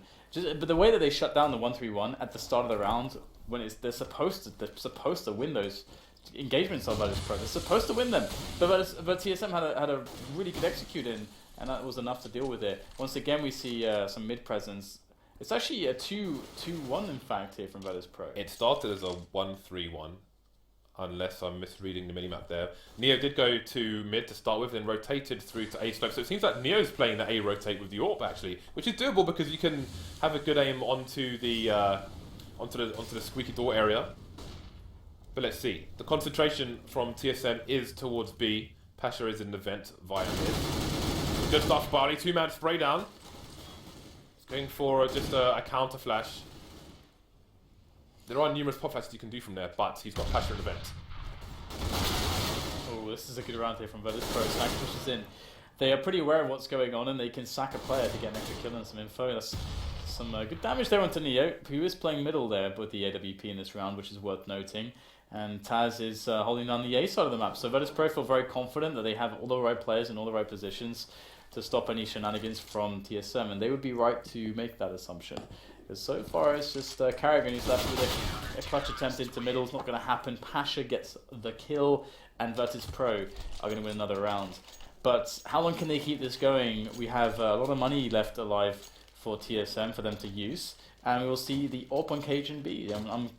I wonder if he got a good spawn to use that with, Cajun B. Well, he might have had a very good spawn. It's hard to say at this point, but he could get a catch from somebody going for the drop. Okay, no, they're going straight onto the site. It's BR. Yeah, he's probably bounced the smoke off as well. What is this?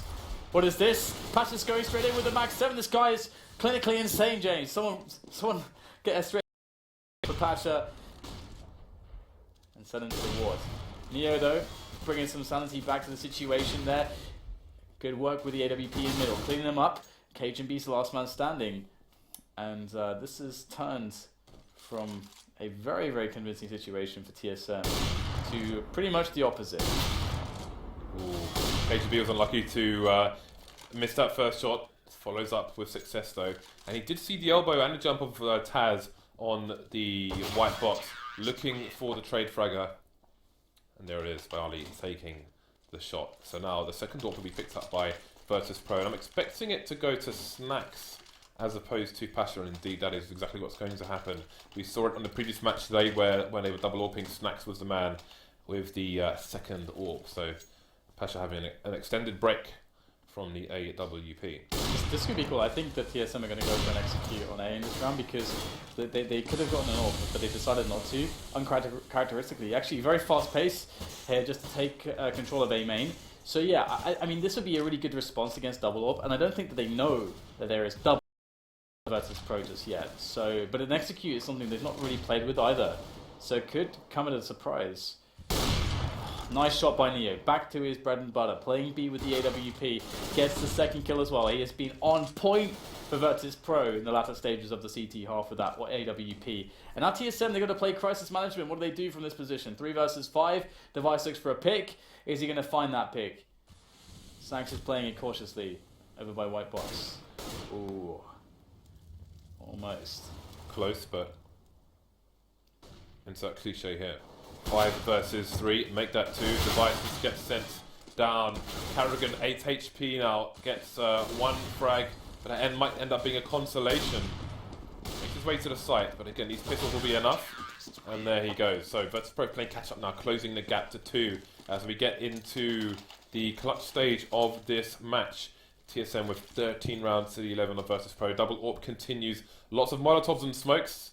Virtus Pro always one of the teams who are kind of leading the charge with the CT Molotov use here in CSGO, and it continues here on Cash. TSM buying what they can. Device even with a decoy.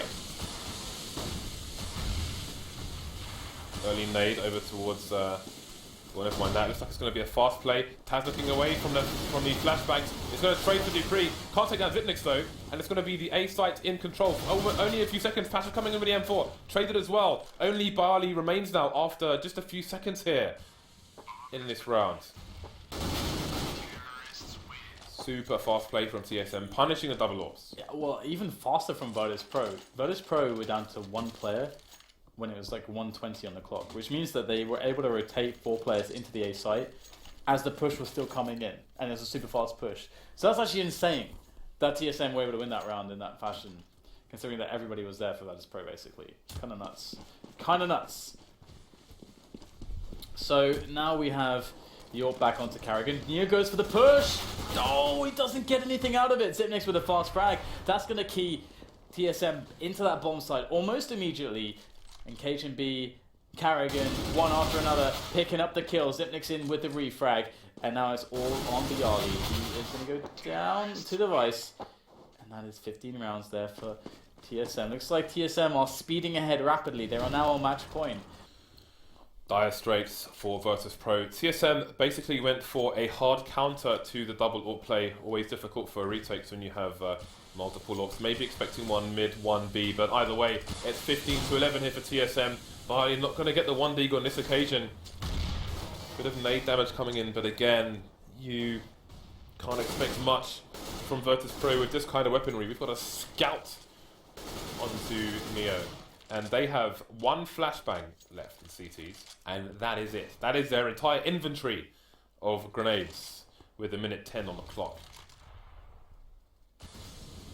So TSM, I like how they're playing this cautiously. They have a lot of time that they can burn to try and make sure they don't fall victim to shenanigans. But Neo's there with the scout. Oh, that is gorgeous. First shot, but the return comes in almost immediately from Carrigan. Very nice and responsible play. And TSM down a man now. 3 versus 4 in favor of Virtus Pro, but the weaponry looks so much better on TSM. Now they have the bomb down on the side as well. Good shots in from Zipnix will allow the kill onto Pasha to come in. 3 versus 3 now, as we might end up closing this one off quite soon. Taz picks up Zipnix though. Trade comes in immediately. Stacks tries to wrap around the side, but he's exposed from 2 angles, and it's all on a 1 HP Tasmanian Devil. Here for TSM, that's all they have to deal with, and they will win the round. 16-11, that's the match. I think did you bet on Virtus Pro? I did, yes, and I lost. But I mean, credit to TSM, they just adjusted so well in those late rounds to punish Virtus Pro there with the fast pushes on the A side, the repeated fast pushes. Do it once, not expecting it twice, and then after that it's all too late, it's all over. So congratulations to TSM. We will now move into our final match of the evening, which is going to be Titan versus Hellraisers on Overpass. Again, the Hellraisers with 2 subs. Again, they did better than we expected on Cobble. Will they do better than we expect on against Titan on Overpass as well? We will have to wait and see. So we're going to go and set up that match. We will see you back here in about 5 minutes, maybe a little bit less. See you shortly.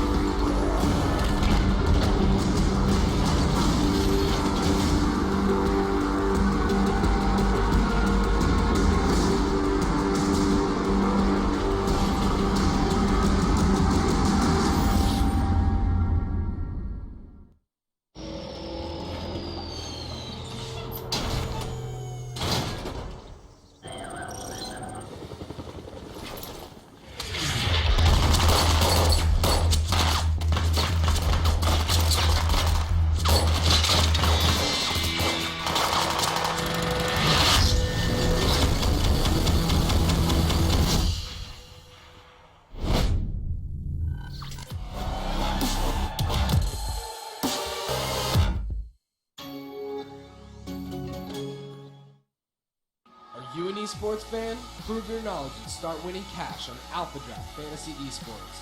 This year, we'll pay out over $5 million in prizes to over 50,000 esports fans every single week. To play, first select from hundreds of contests from the hottest esports. Then, choose your team of pros and watch their stats update in real time during games. Right now, we'll match every dollar you deposit up to $250. What are you waiting for? Redeem your deposit bonus and play Alpha Draft now.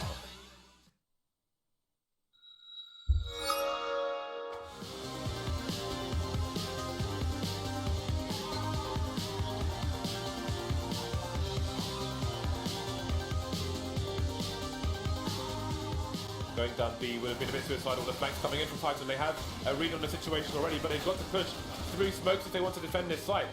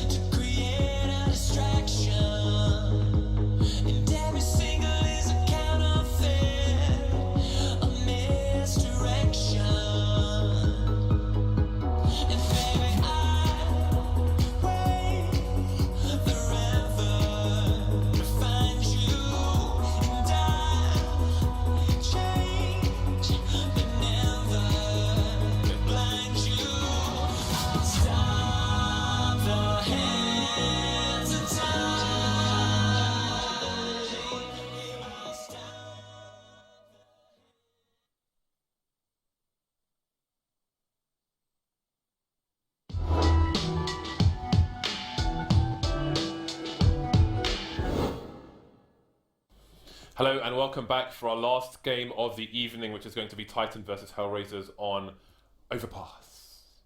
Dan, how are you doing today?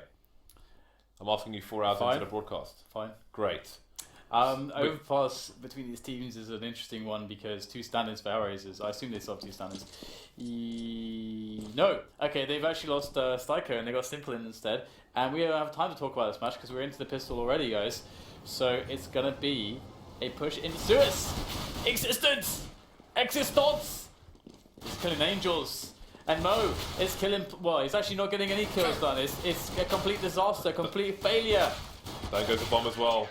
And everyone is dead, Dan. Absolutely everybody is dead for Hellraiser's side. So Titans start well on the T side there. Scream was the defuse man. And he will continue to be so on this round. So we've got the conservative buy coming out for Titan there. MP9, MP7's UMP machine pistol being wielded by Smiths. So we're going to have Hellraiser trying to close the gap, going for a 2-man push in the connect area. Sorry, to make that 3 people.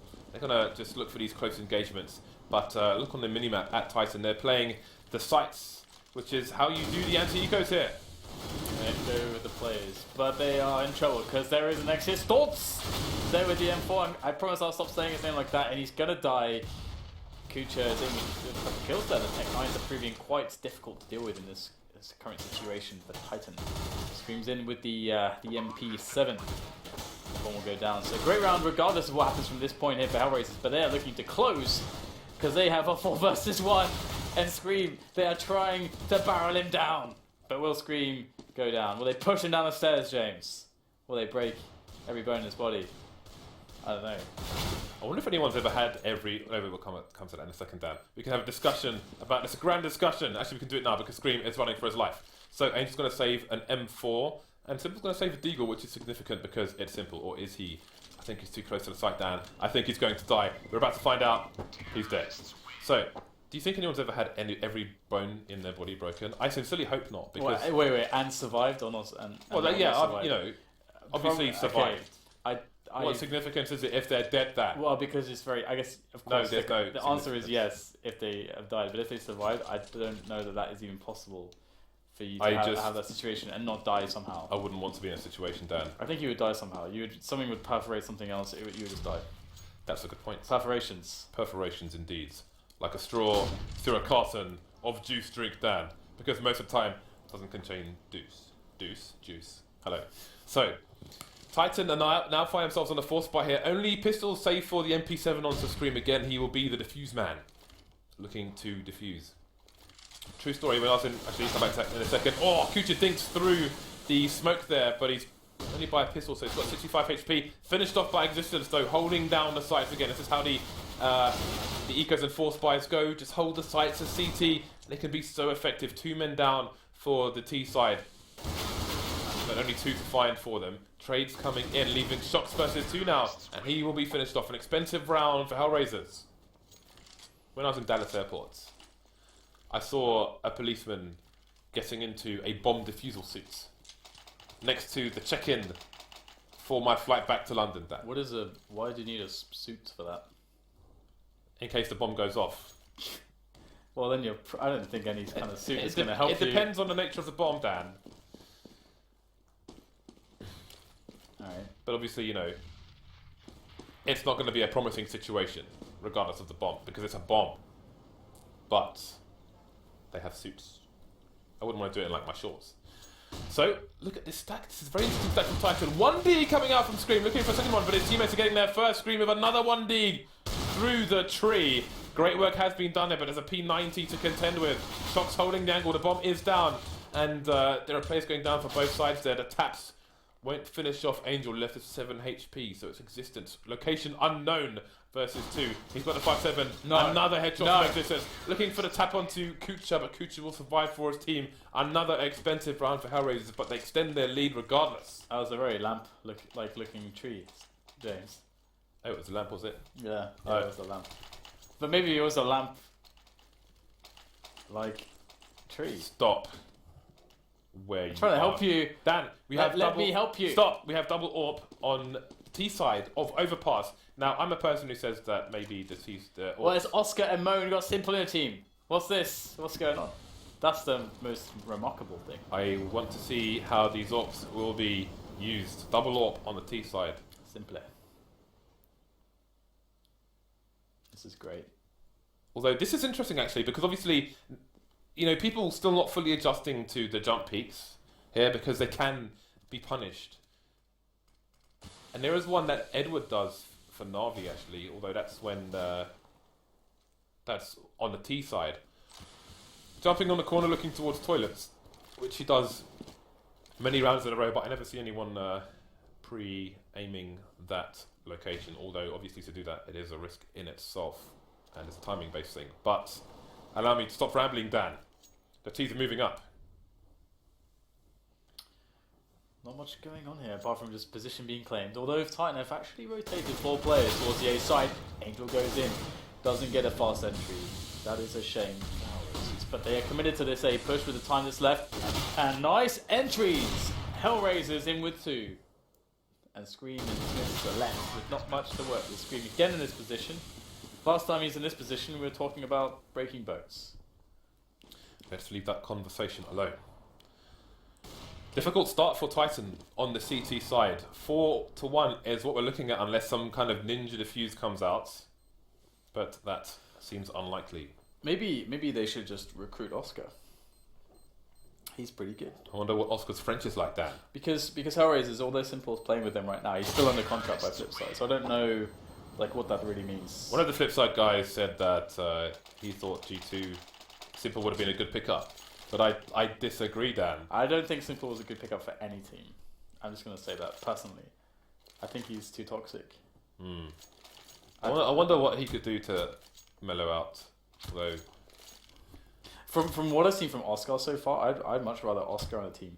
But I don't know. I don't know anything about him, like how his team dynamic is, how the mature he is, and kind of stuff. I have no idea about that. But his skills are really good. If he's mature and easy to play with, then I would definitely prefer him. I don't think you can justify Simple. So Titan on the eco once more Deeg kills coming out.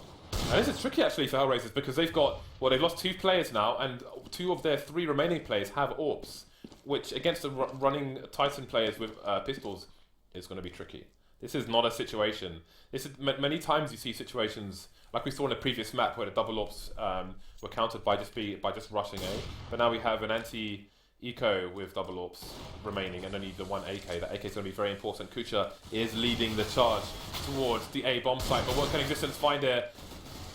Not a whole lot. Scream has an AK and it's Scream, so interesting, but the aim punch is going to be too much, and Hellraisers will indeed survive with double AWPs. I'm surprised they've had them for this long, and they will continue with them.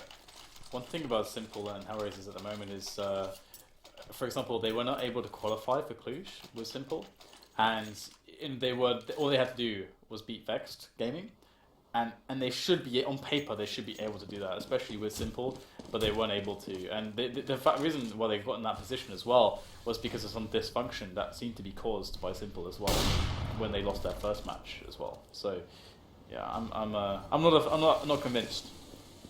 I'm sure some people can make an argument, but I can't see a good one yet. Okay, so the T side are in control of the short B area. Tyson looking for a late emergence, but this is surely suicide. No, it's not, because Smith is going to cover RPK. And again, from Simple, that is a disaster for Hellraisers. They just completely lost control with no trade frags whatsoever. 3 players down, and this is surely Titan's round. Yeah, I guess Hellraisers have like a decent amount of money to play with at the moment, so they really want to try to kill players on Titan's side, because then they can create a situation where they can money reset Titan in the following round if they then win that with their buy. So I think the objective now is to get at least like 3 kills. That would be something that's realistic. If we can find that, that would be excellent. There's number 1, but it did come at the cost of Oscar. So Kucha needs a couple more. There's the second one. Down to 35 HP now. So looking for more kills, there is Kucha. But in comes the flank, and Smith will take him down. 2 frags is okay, but I think 3-4 was really important in that spot, because now we'll see all the expenditure from Hellraisers. It's going to cost them all of their remaining bag. So, it's been a war of attrition so far, one that Hellraisers have been winning. They will continue with a single AWP onto Oscar. Again, that Simple has a lot of value as a rifler as well. So Oscar can continue his good fortune with the AWP, or at least try to. There is an AWP onto Smiths as well, of course. See those pop flashes coming in off the central pillar in the B-bomb site. But again, it's going to be a slow push from Hellraisers with a decoy over towards long as well. Long A, that is. And again, Titan not really pushing with this kind of timing. Oh, Oscar wrecked by Smiths there. He looked for information he found. Delivery straight to the face. Simple's in the toilets area at the moment, looking for a response for his team, but Smiths is close. Oh, nice flick there onto Simple. He's out of the picture. And second follow-up, Angel takes down both players. Existence will fall as well as Kucha wraps in from long. The distraction caused by Angel was allowed Kucha to take control of the bomb site. And now IPK will get flashed away from this position, allowing key seconds for Hellraisers to set up a good post-plant setup. And that's going to be that. Titan will abandon the campaign towards the A site and try to live to fight another day. I'm not sure if Mo will hear... Yeah, Mo's got the sound cues there. You can see him reacting. They're just looking through the wall. But that's just to try and pinpoint using the sound where exactly they are. Very common thing in Counter-Strike. So if you ever see somebody who's facing a position that looks a bit odd, but they're not trying to avoid a flashbang, they might be trying to use one ear rather than two to more accurately pinpoint the movement of players on the other side of a structure on a map. So, Hellraisers 6-2. Now, overpasses a map where we often see 12-3 CT halves. So for Titan to be losing 2-6 at the moment, it's pretty dire. And they've gone for the force buy. You can see the limitations there. Smith with the Deagle, no armor. Scream with the full buy. RPK existence shocks. With bits and bobs, jumble sale, whatever they could find behind the back of Nan Sofa Dan. Yeah, it's pretty dire actually. They're close. Will he be the first to fall? Yeah, he will be. And he doesn't have anybody near him to try to refrag. Existence is alone on the A site. The rest of Titan on B as well, looking to see if they can get something done in this round now. To be proactive instead of just waiting around, allowing Hellraisers to casually just walk up and kill him. I think Smiths was the sacrificial goat, Dan. I think he was the information man. Went down with his swords. But the rotation didn't come in from Titan. Bomb's been planted on A. And now Titan are in another situation where RPK and Scream should be going for the save, but Hellraisers are going for the hunt. Nice frag by Scream. Yeah, there's not much really going on for Titan at the moment. I mean, let's check their money real quick and see where they're at there. They can't be looking too good on the money. Money. Can we see the money, please? There we go. And okay, yeah. So money's pretty awful for them, and oh god. Oh god. Oh god. What happened, James? Everything exploded. Yeah. So the money looks pretty terrible there for Titans. So they're really in a lot of trouble here because Hellraisers are looking like they're going to get like a double-digit T half.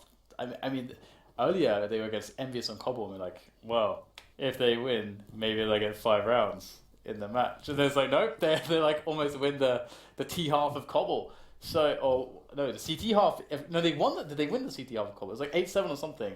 They did like incredibly well, and that was very unexpected. So yeah. Hellraisers is looking quite good with their standings. Simple's playing so Stikos on this time, so they only have 1 stand-in as well, and it's a very, very good stand-in. Oscar's really good.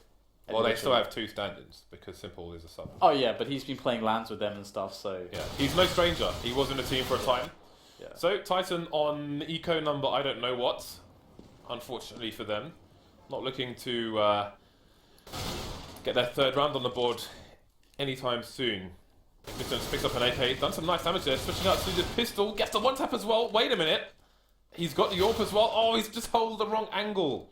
Leaving Shocks versus 2. Is his location known? Bomb's being picked up. The site's trying to be held down here by Oscar, but he's going to be dinked.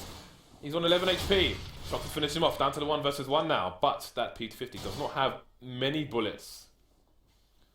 And he is unable to pick up a gun. Angel waiting, and he's going to send Shoxy into a 180, leave him face down on the floor. Existence, man. Existence. Trebian. Existence. Put in some nice work there, but again, it wasn't enough. 6-round lead for Hellraisers on the T side. Post-patch Existence is like leveled up. He's been sick lately. I've seen him do a lot of awesome stuff.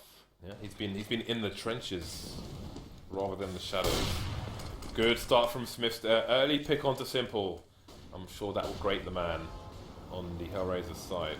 He's going to have to watch from the rafters now as this round continues here for Hellraisers. I'm curious what Angel can do because he's actually rotating out of the monster area. I was wondering if he was just going to do the walk, just walk in there and see if he can get an Angel, because that's something that a lot of teams like to do. Like, you know, you'll see Nico do that, Olafmeister, you know, these types of players.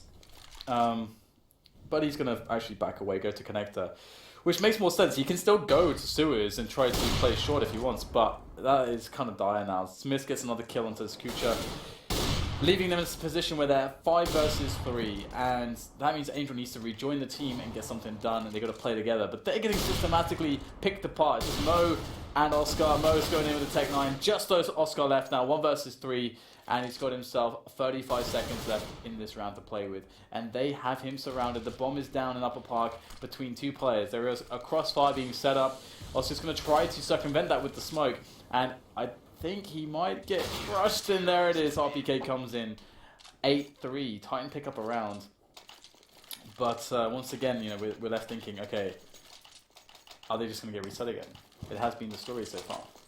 Well, if that is the case, at least they've got another round on the board. Although they're running out of opportunities here in the first half to get a reasonable score on the side, which has not been achieved just yet. So, North for either side, Famas and 2 Galils.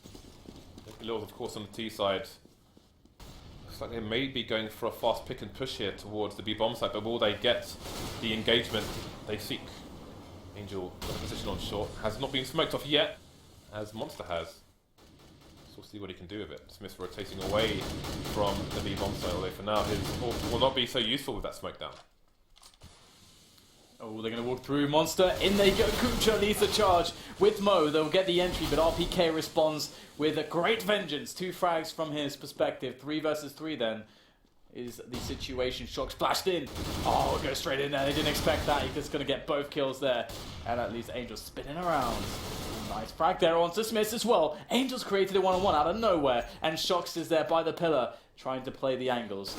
Angel finds the engagement. Oh my goodness, gets himself a headshot and wins the round for Hellraisers, resetting Titan's economy. Oh my god, what a clutch. Angel, you are a beast. Titan have been reset like a Super Nintendo, and they're going to have to start again. They've got minimal money. Just the P250's coming out with the Deagle onto Scream. And Hellraisers approaching double figures now. Lights on the nades are the T side, but it should not matter as there are no nades on Titan. Just pistols. Just honest. Honest fighting. Fisticuffs down in this round. Yeah, it's going to be interesting to see what they can pull off. Existence has been really powerful in these rounds for some reason. He's been getting a lot of damage. Yesterday, I remember him on train getting like 3 or 4 kills. I think it was him with like a P2000. I'm not sure. Anyway, nice kill there from Smith. Doesn't get anything else. Does get traded on, but he will spot pretty much most of the team. So Titan know where they're coming from now, but they're getting thinned out. RPK Existence and Shocks to do what they can. We cannot expect much. Kucha though is within almost headshot range. All Simple getting tagged. Caught in no man's land, but his teammates will save. So, Shocks, can he isolate someone, try and steal a gun? Although Mo did die somewhere on the map, so it could be that he's trying to locate the one weapon, which is around somewhere, or maybe he's in the party area looking for a full bottle of beer. I wonder if Moses was watching. I saw he tweeted earlier. He said he's really excited for Titan and their future. I guess that's fine. Good for him, Dan. The present currently is not very exciting, James. They are getting wrecked by Hellraisers. Hellraisers with 1 or 2 stand-ins, whichever way you look at it. It's cool to see Kucha doing well. But so far, you know, Simple has not really been able to be utilized as well, it would seem, in the way that Hellraisers are playing. But it doesn't matter because they're still getting it done at the moment. and so we will see Titan going for a very passive setup. 3 players on B at the start of the round just to really deal with any rush timings. So Titan pretty much just playing at the mercy of Hellraisers. Hellraisers will have very, very free map control, and unless Titan decide to push out now, they're not going to discover that most of the team is moving with the bomb towards the A-long area, and Hellraisers are giving full respect to Titan. They're playing it slow. Angel, that's not the first time he's been caught there. No, it isn't. And last time he had more support, it was just him this time, but the flash was too real, went on for too long. And Titan, you can see, look at their inventory. They don't have the inventory to work with here, so they're going for the aggression, but now it's starting to work out for them. 4 versus 2. The numbers of Hellraisers being thinned, but the same thing is happening. Existence going down at the front of A. There are 2 more players to contend with. Scream coming in with a signature headshot, leaving Simple alone versus 3. We know the output this man's capable of. Look at how fast that was after getting dinked by RPK. 1 versus 2, bomb gets planted. Simple with the AWP versus Scream and Smiths. This is where Simple really can shine. That's the first player down in this 1-on-3. Bomb is now planted. The smoke allows him some level of cover. And the CTs must guess. He might catch them going for the boost. Oh, I think he saw them. Oh no, misses the shot. How many opportunities will he get now? They are closing in on his position. Simple will be overwhelmed by the CTs.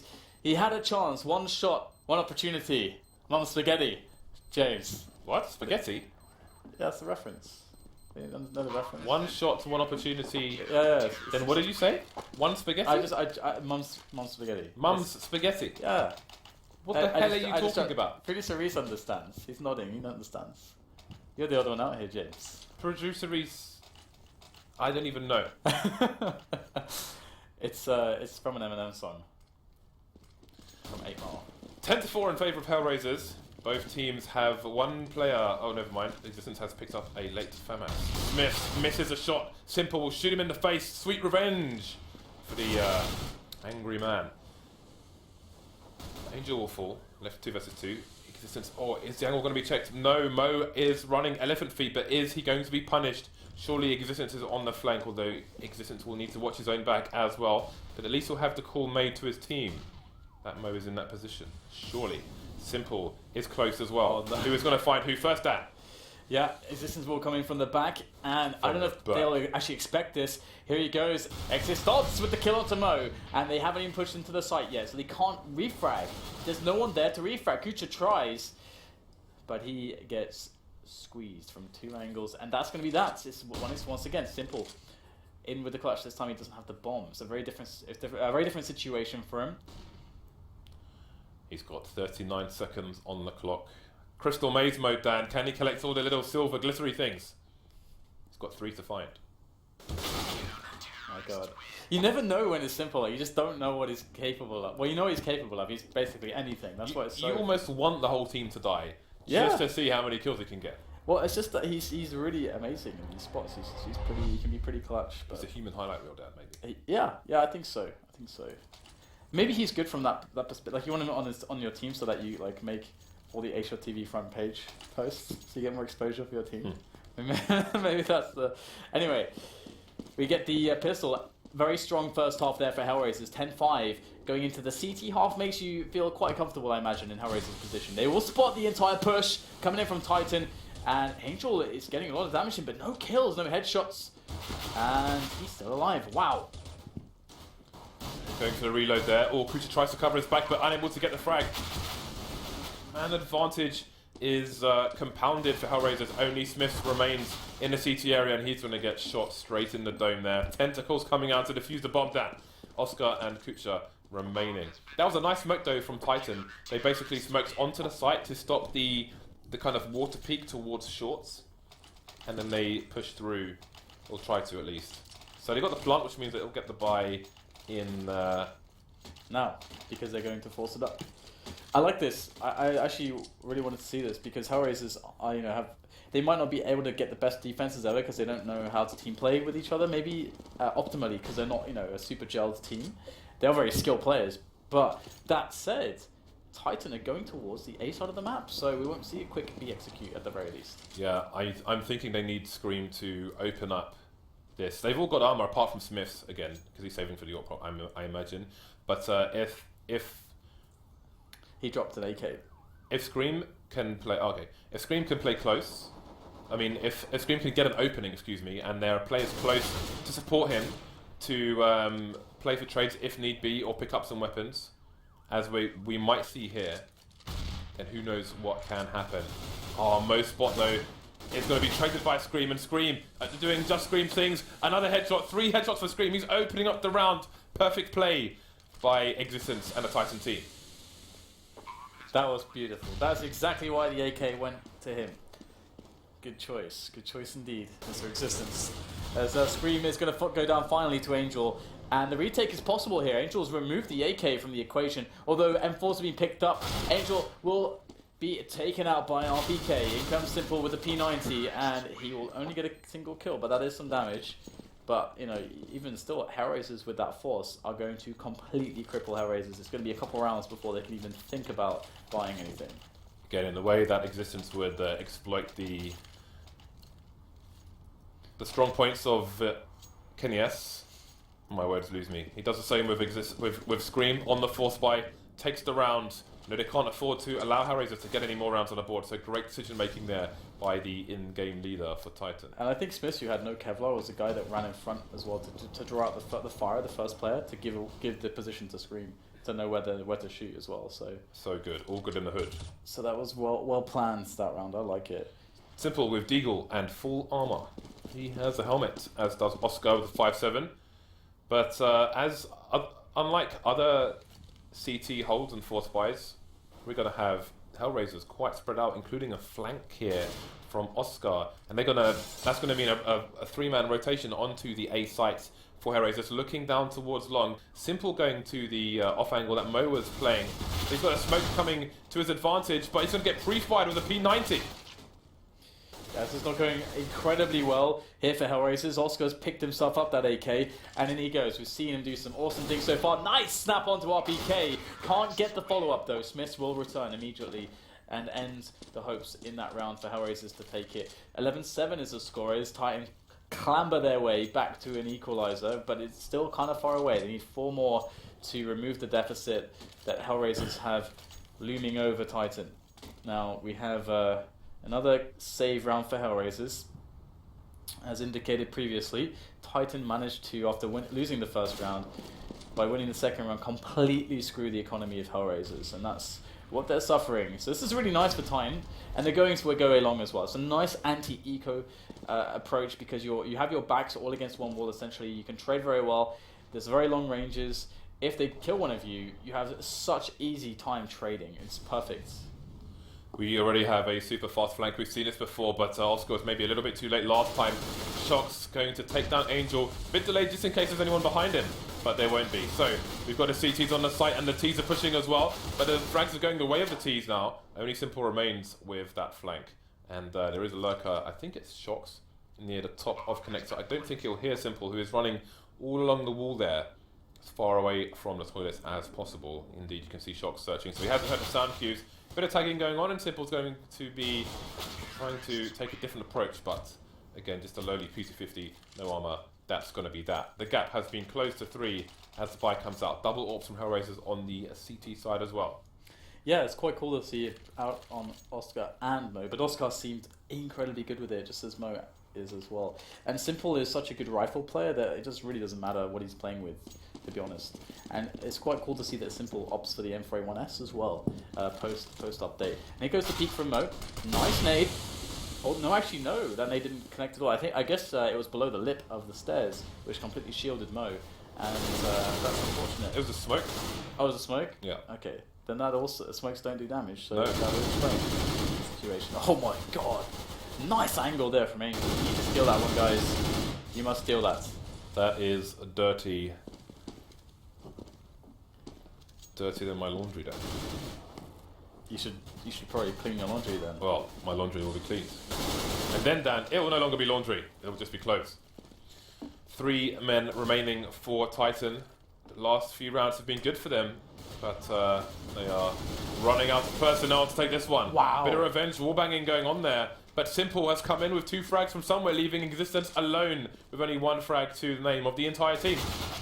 Potential for a second one there, but Simple says no, and he's going to go for the AK as well, which is going to make things ultimately worse. Simple with an AK is nasty. Like the last chicken in the shop, that.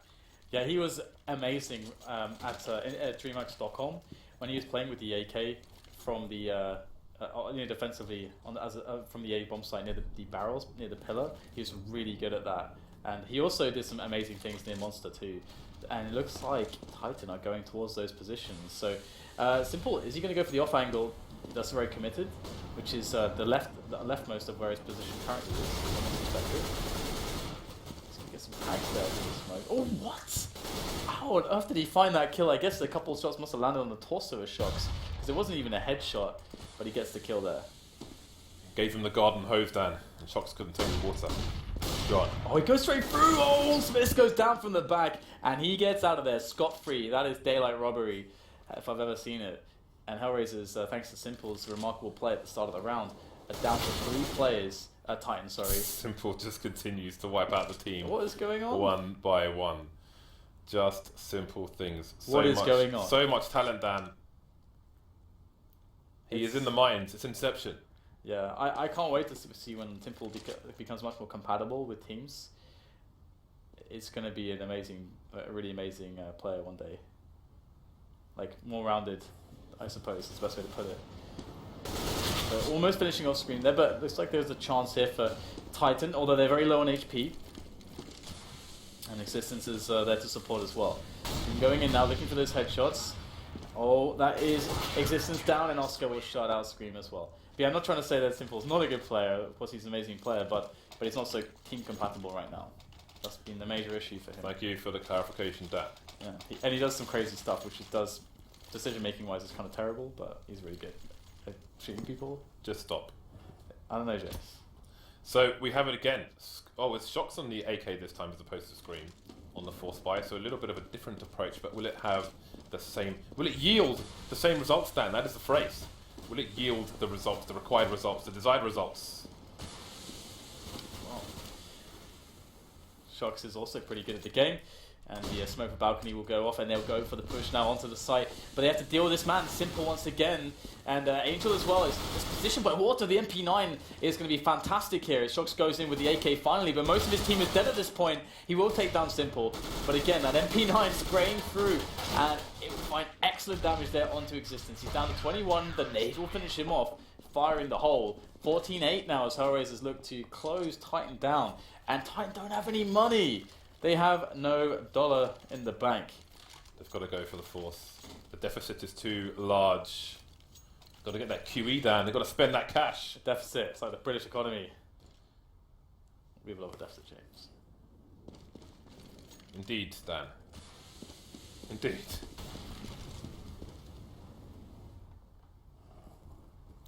It's going to be a 5-man push towards the B-bomb site. They want that close quarters engagement with these Tech 9s. Are they going to get it? Angel caught out of position, didn't have his gun ready, and those are 2 fast frags in favour of Titan. They're not out of this yet, Dan.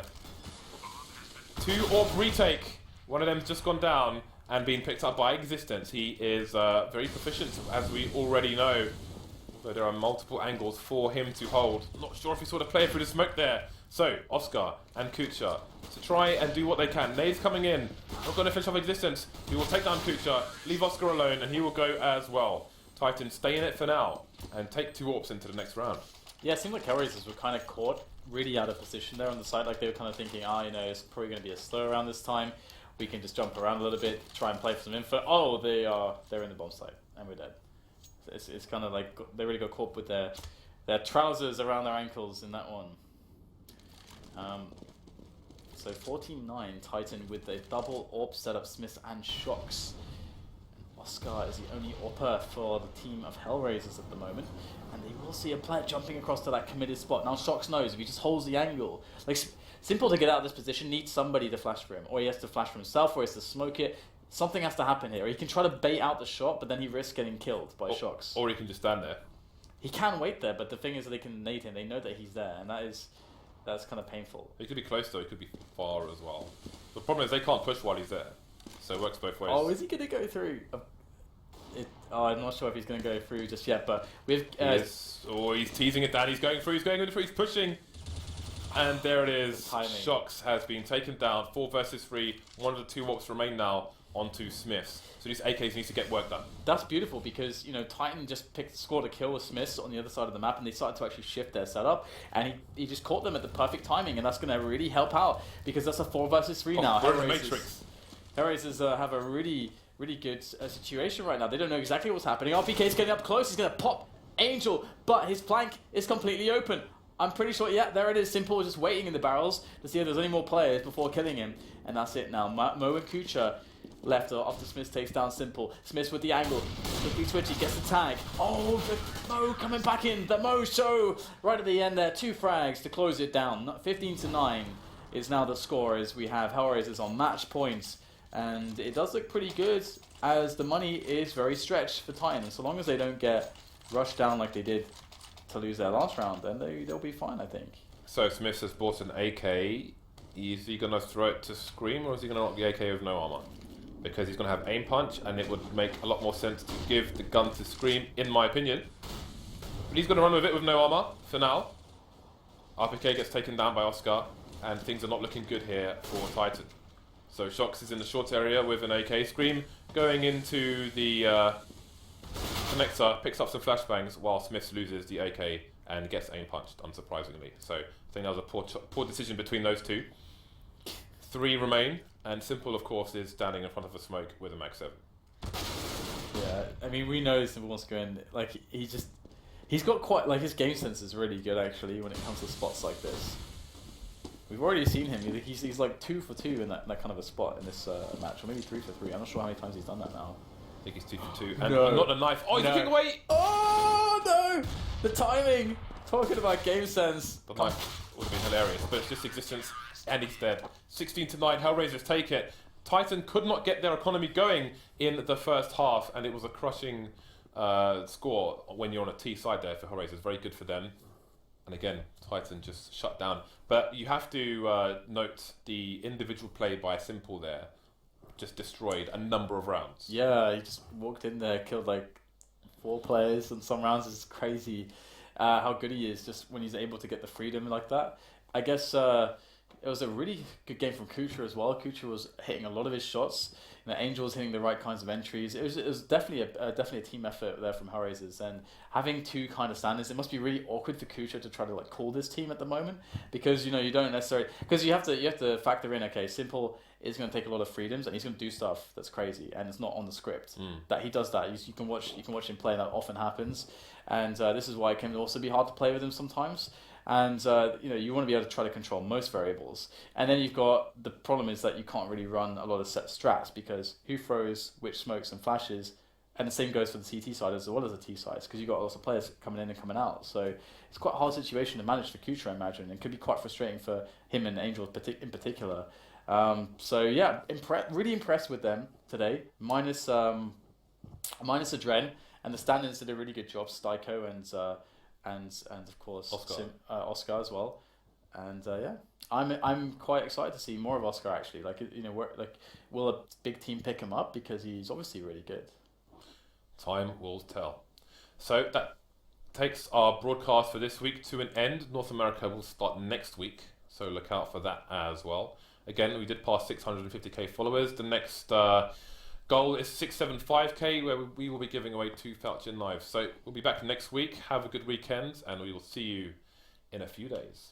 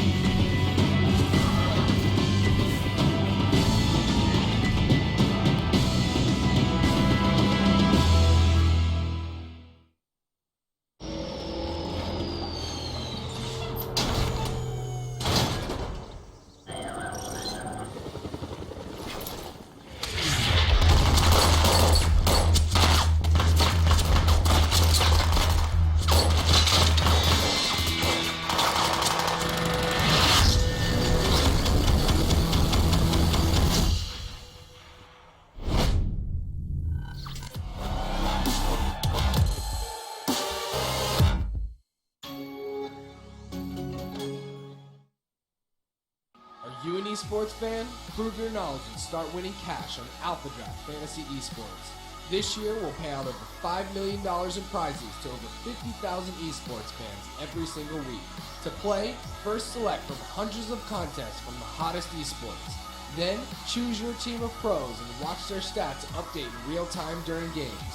Right now, we'll match every dollar you deposit up to $250. What are you waiting for? Redeem your deposit bonus and play Alpha Draft now.